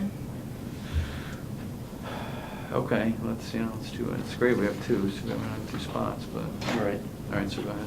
I'll nominate Marlo Matassa. Okay. All right, any other nominations? Hearing none, close the nominations. All those in favor of Marlo Matessa? Aye. Opposed? So moved. Maybe we could ask, Giuliani if he wants something else. Yeah. Huh?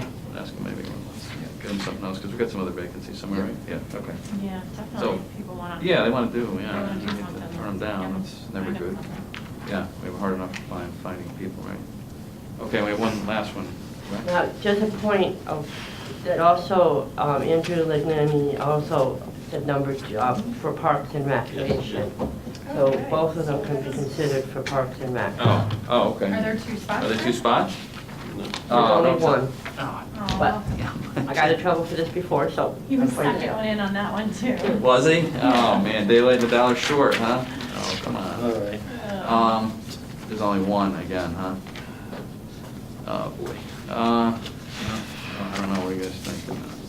It's been here 29 years. Huh? Yeah. Yeah. I'm going to nominate Andrew Legnani, sorry. I second, but we don't need We don't really need a second, huh?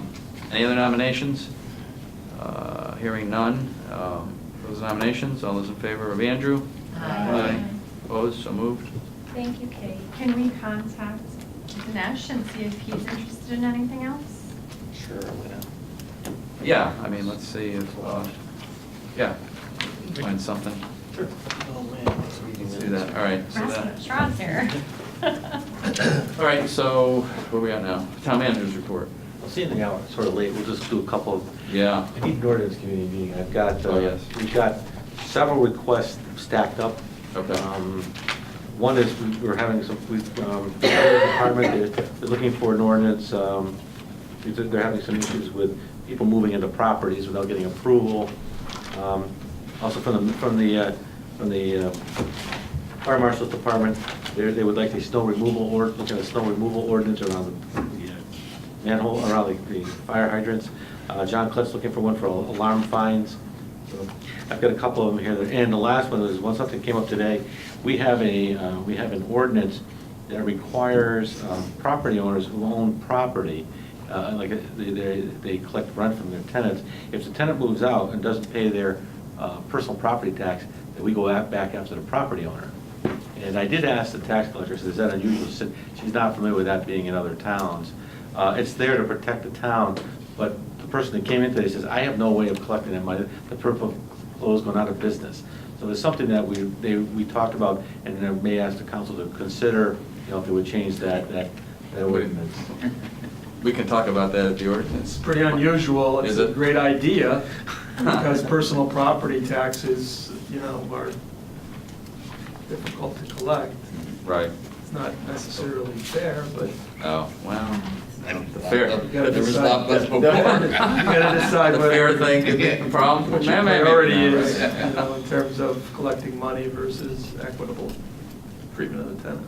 All right, so Would before the next council meeting, like doing it early? That would be before fine, yeah, I just, I That's think. not too far out for you? No, we've talked about this several times, I just would like to get one scheduled, because shortly we're going to the summer schedule, Yeah. and in August you don't have a meeting, in July, sometimes it's difficult to get people together because of their holiday. Yeah. So it would be preferable if we could get together at the next meeting, it'd be good. Okay. I would just like to do it on a council night. So we're Makes not sense. Kind of doing a whole nother night, I guess. You've been doing a lot of that. yeah, I guess it's hard for me to get there sometimes for the council meeting, but that's all right. I'll strive to run out of my work early, not piss them off too much. So the 19th, Yeah, you wanna 6:30? try that? 6:30. We got 4 of them. 6 o'clock, I think. 6 o'clock would be preferable. Okay. And so that's the ordinance committee. Correct. Okay. So whoever is on it, I forget because I don't think we've met yet, have we? I'd like to come even if I'm not. I'll go back. You're coming anyway? Since you've been on the council. Come anyway, Karen. It's okay. It's a fun time. Yeah. Another meeting. What's another meeting? We'll send you emails to the people who are on it. Yeah, I don't even remember who's on it, but. Are we uninvited if we can't, if we're not on it? No, you can come. Just can't vote. But you can come and have input. Yeah, because why not come to another meeting? Tell you what, we'll send out a email identifying all those who are on the. Yeah. All right, so we'll do that. Okay, so we're good for that. We'll get that done, hopefully. It's time for renew the mobile home contracts. And the only reason I would bring up, normally we just handle it. We've had a couple situations where we actually have asked Attorney Donofrio to review the contracts.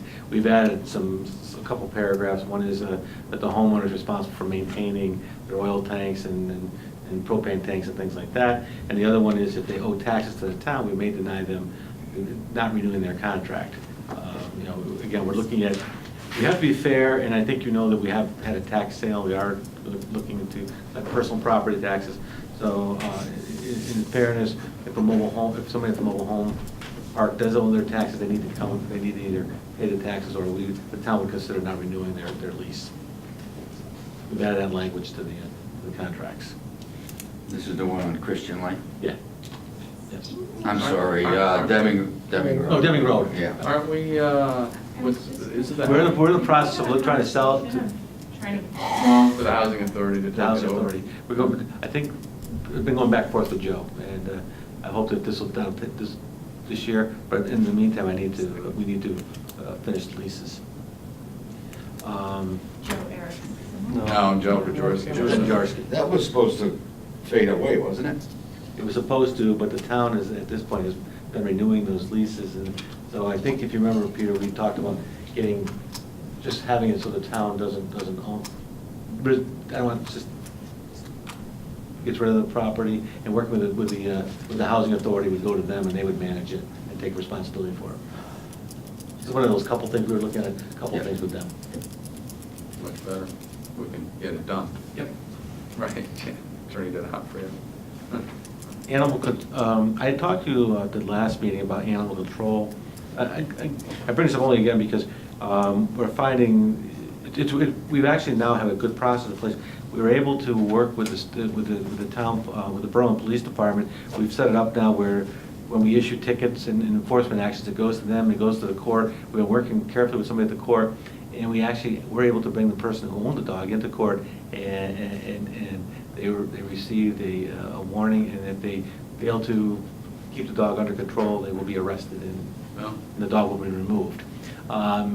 This is because in the past, this dog had been very, very, I would term almost hazardous. It was bothering the neighbor, going on their property, and also people who were jogging and things. So the good part of that is now we've got a process. We've worked with Chris Susi at the police department, and so in the future we have a method to, if we have future issues, and they do seem to crop up almost weekly, we have a method now to be able to better enforce our regulations. Kevin stole the thunder on the low-slip doors, so we'll let that one go. Just so you know, the paving is on schedule. We are working on paving projects, and also we are increasing our tree removal. We had a lot of concerns after those windstorms. I went out with Steve Karp. We identified. We actually did 4 days of removal of trees. We could do another 4 days, but we're identifying the trees. So we are, as part of you're supposed to have a certified tree ward. You're supposed to do this a management program. Currently, I am serving as the town certified tree ward. Steve will take the course and get certified. But we are going to go out again and continue doing that. It shows that the town has a management program to remove hazardous trees, and so we're working on that. And the last thing I'd just like to bring you up to date on, the VNA. The VNA has done a couple things. As you know, when we hired the new director, the first thing that we asked her to do is improve the profitability of the VNA. Recently, she has eliminated the billing contract. We no longer go outside to have somebody bill their clients. We had an internal person who's had time available, so they are now being trained, and they will be doing the billing internally. That saves approximately between $75,000 and $100,000 between that and some coding changes that they brought internally also. You brought coding internally? Both Wendy and Jen are trained in coding. Cool. And so they're doing a lot of the coding currently. That's really cool. They also are starting, and I just got the first report from Wendy. She's tracking on a monthly basis her census, Medicare case mix, reimbursement totals, staffing quota productivity, and referral totals. And some of these, I've asked her if it was possible to go back to previous years to see, how we're improving. And at this point, we don't have that data, but I'll give you an idea. Census in January was we had 28 on there. And now, in April, we peaked at 67, and currently we have 60 on the census. The Medicare mix, I got the first report on that, is 42% Medicare. I believe we're trying to bring. Medicare pays the most. Yeah, so we're working to move that up. Reimbursements, our total reimbursements in March was $46,000. In April is about $30,000, and then May we was $104,000. So she's tracking that now, and so when she and I meet on a monthly basis, we'll be looking at these measurables and seeing how we go. Great.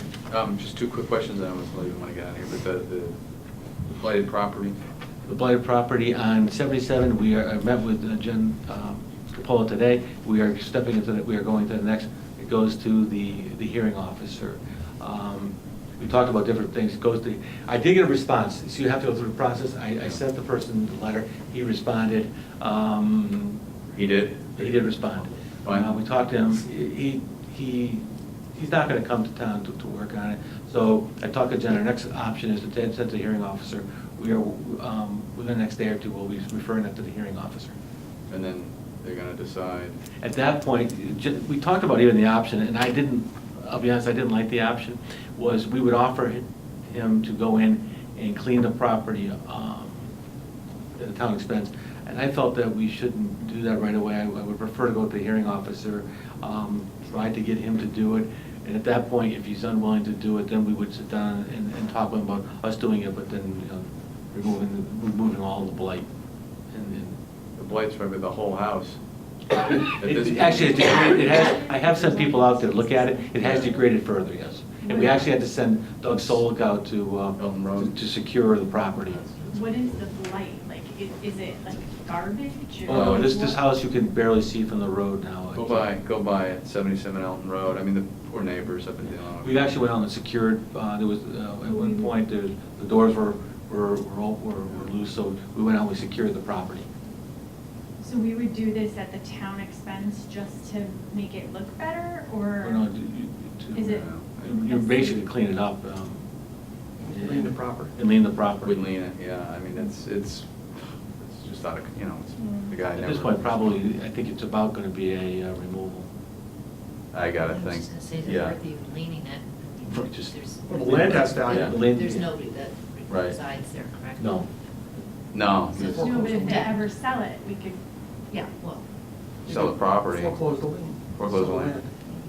What about the other one in Norton Lane? That one, I went out, I sent you an email on that one. We went out, we looked at it. Maureen just sent them a initial letter, which is the process. Right. They didn't respond to that. We sent the second letter. They did respond. That. They did respond to that one. Great. Well, he wasn't happy with us. Oh, wow. But he is discussing cleaning it up with Maureen. That's great, wonderful, thank you. And the noise thing on Commerce Street, idling. Idling, I believe. Haven't seen any other emails lately, so maybe No. that's good. I haven't seen anything from the property owners. Right. I know that we have put the signs up, we've gone out and monitored it. I know Maureen has sent letters to the company with the truck. One of the downsides is that they are going to change their operations and probably move much of the operations out of Berlin and probably to Cheshire. Great. Yeah, well, I guess there's a good and a bad in that one. Good for the homeowners, bad for us, but you know what? They never really listened anyway, so. Okay, thank you, Jack. So special committee reports, I don't think we have any, right? We haven't had any meetings. Councilor Communications. Just the Economic Development Committee Awards dinner that I Oh, know yeah. some of us attended. I Yeah. thought that was really nicely organized. Chris did a great job. I thought all the recipients were well deserving. It was really nice to see, bigger businesses, smaller businesses, family businesses. So that was a really lovely evening. Great. Yeah, it was nice. Very positive. I would just like to say, like, at the meeting last night, they did pass out some information about being able to, like, a tax program for seniors where they don't experience the increases that we have, and, potentially based on the graphs, we are gonna have some increases. I was looking into that, and it's actually a lean program. But Kevin Delaney and I were talking today, and I said, you know, I kind of just don't like the idea that it's a lean program. Say somebody's 70 years old, and we go up on taxes, like this year we're potentially going up around $200. If they live till they're 100, that's $6,000 in revenue for the town. I mean, do we want to track that? Do we want to even put a lien on a house for something like that, or do we just want to freeze them? And he said we do have the capability as a council to vote to kind of change that program in the town to a freeze as opposed to a lien. And I really would like us to look into that and talk about that further. Is that by ordinance, Jack? That would be by ordinance. Yeah. So that'd be the ordinance committee? Yeah. It's based on the statute. Okay. Ordinance based on the statute. Because those limits are pretty unreasonable. I mean, maybe when they were written, they were reasonable. Right, and that's the thing too, like, I really don't think there's gonna be a huge, you know, financial loss or burden to the town for making it a freeze program, not a lien program, and also possibly looking at the income a little bit too. But I think it would be something that, you know, especially with what's going on now and the concerns that are out there in our senior community, that it's something that I think that we can do for them and we should. Based on the conversations previous by the council and by the Board of Finance, I've talked to Deb Swan, and we have a file that we were putting together of different programs that are available. Not the one, you know, the one for the town. That's when this became available, you know, came to our attention that this was available to the town.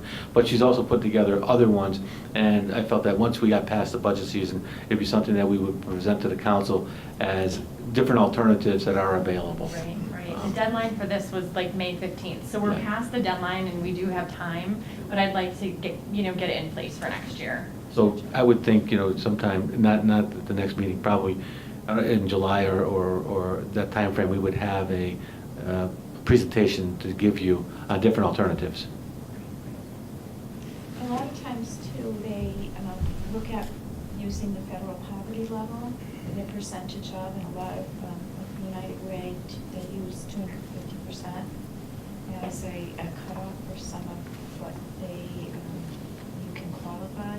So I also think if we did something like that, we might look at other towns that are similar size, so that we use something that's, you know, reasonable, and we also can utilize, I don't know if the town could, but there's some programs out there where they don't even have to bring in all of this stuff.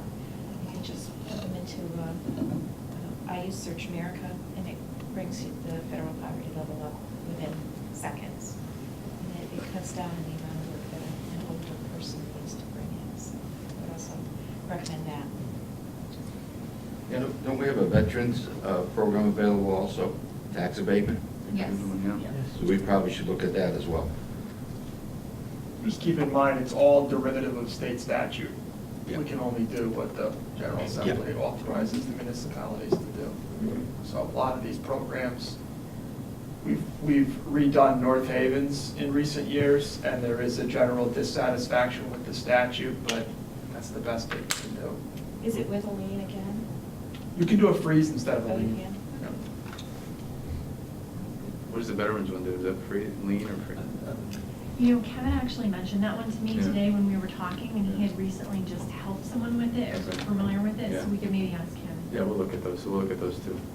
What is by statute?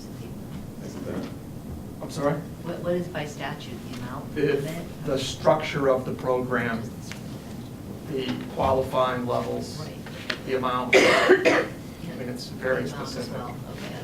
And does it go by federal poverty level, so that, you know, if you put in 29,600 today, it could be a very different amount? It'd still be at 250%. As Councilman Rosso alluded to, the amounts are dated. Right, so Yeah. it would be better to put in an FPL instead of, Absolutely. yeah. But the statute doesn't let us do that? Well, there's some flexibility, but it's Okay, so not, hopefully we can change, yeah. it's not a perfect program. No, it doesn't appear that it is, and It's not very generous, but. no, that's probably, I'm guessing that's why, when I was talking to Kevin about that, not a lot of people have taken, certainly take advantage of it with the, the lien. Obviously, people just didn't want to do that, but, so maybe if there's a better way, so more people can take advantage of it, that's good. All right, we'll add that to the, maybe not the next agenda, but, because there's a lot on that ordinance committee, right, agenda. Is it the ordinance committee that would do that? And then we bring it to the council, right? So maybe then we'll have another one, because we'll probably have another one anyway after we. We have time, like they have to file for this between, I want to say, January and May. All right. So as long as we get it in place for the Before the next next, cycle, yeah, where yeah. they can apply for it. Yeah, we'll get it done by I then. think we'd be good. We'll get it done. Okay, great. That's good. That's good. Okay, what else? Anything else? The minutes, we'll do the minutes, so, motion for May 1st. We have 4 here, that's 3. We do all three, I just want to make sure, because one was this special first. town meeting on the 15th. The 9th. I'll start The with, two, well, there's the town meeting on the 15th. okay. So there's 2 on the 15th, huh? Yep, okay. Okay, I make a motion to accept the meeting minutes from May 1st, 2018. Second on that? Second. I know it's past your bedtime, Alex. We're trying to get you home in time to get to bed, I get it. I get up very early. Okay, second, all those in favor? Aye. Probably 2. Joanne You get and 2. abstain. Yeah, Did I not go in the Um, meeting? I abstain Kate on that one. I think Joanne and Amy. Yeah, so those, Go on one of them. yep, 2 abstentions on that one. Next one. Next one, Karen, yeah, here we are. Make a motion Thank to you. accept the May 9th town councils, or special town council meeting minutes. Second, thank you. All those in favor? Aye. 1 abstention, we got it. I abstain. Thank you. And the special meeting. Make a motion to Right there. accept the special town meeting minutes from May 15th at the 6:45 PM minutes. Second. All those in favor? Aye. Abstain, I wasn't there. Okay. Abstention, Brendan, And and the last one, accept the town council meeting minutes from May 15th at 7 o'clock. You know what? I don't think I was there either, Brendan. Think- Kate, I can't vote on that Tuesday, May 15th, 6:45 one. 6:45 one? Yeah, that's the one I came in late, because I Okay, was. so 2 abstentions on that. Okay, so Brendan and Amy, abstention on that first one. The second one, everybody was here, looks like. Yep. All those in favor? Aye. Any opposed? So moved. And motion to adjourn, unless you want to stay longer. Second. All those in favor? Aye. Thank you, everyone.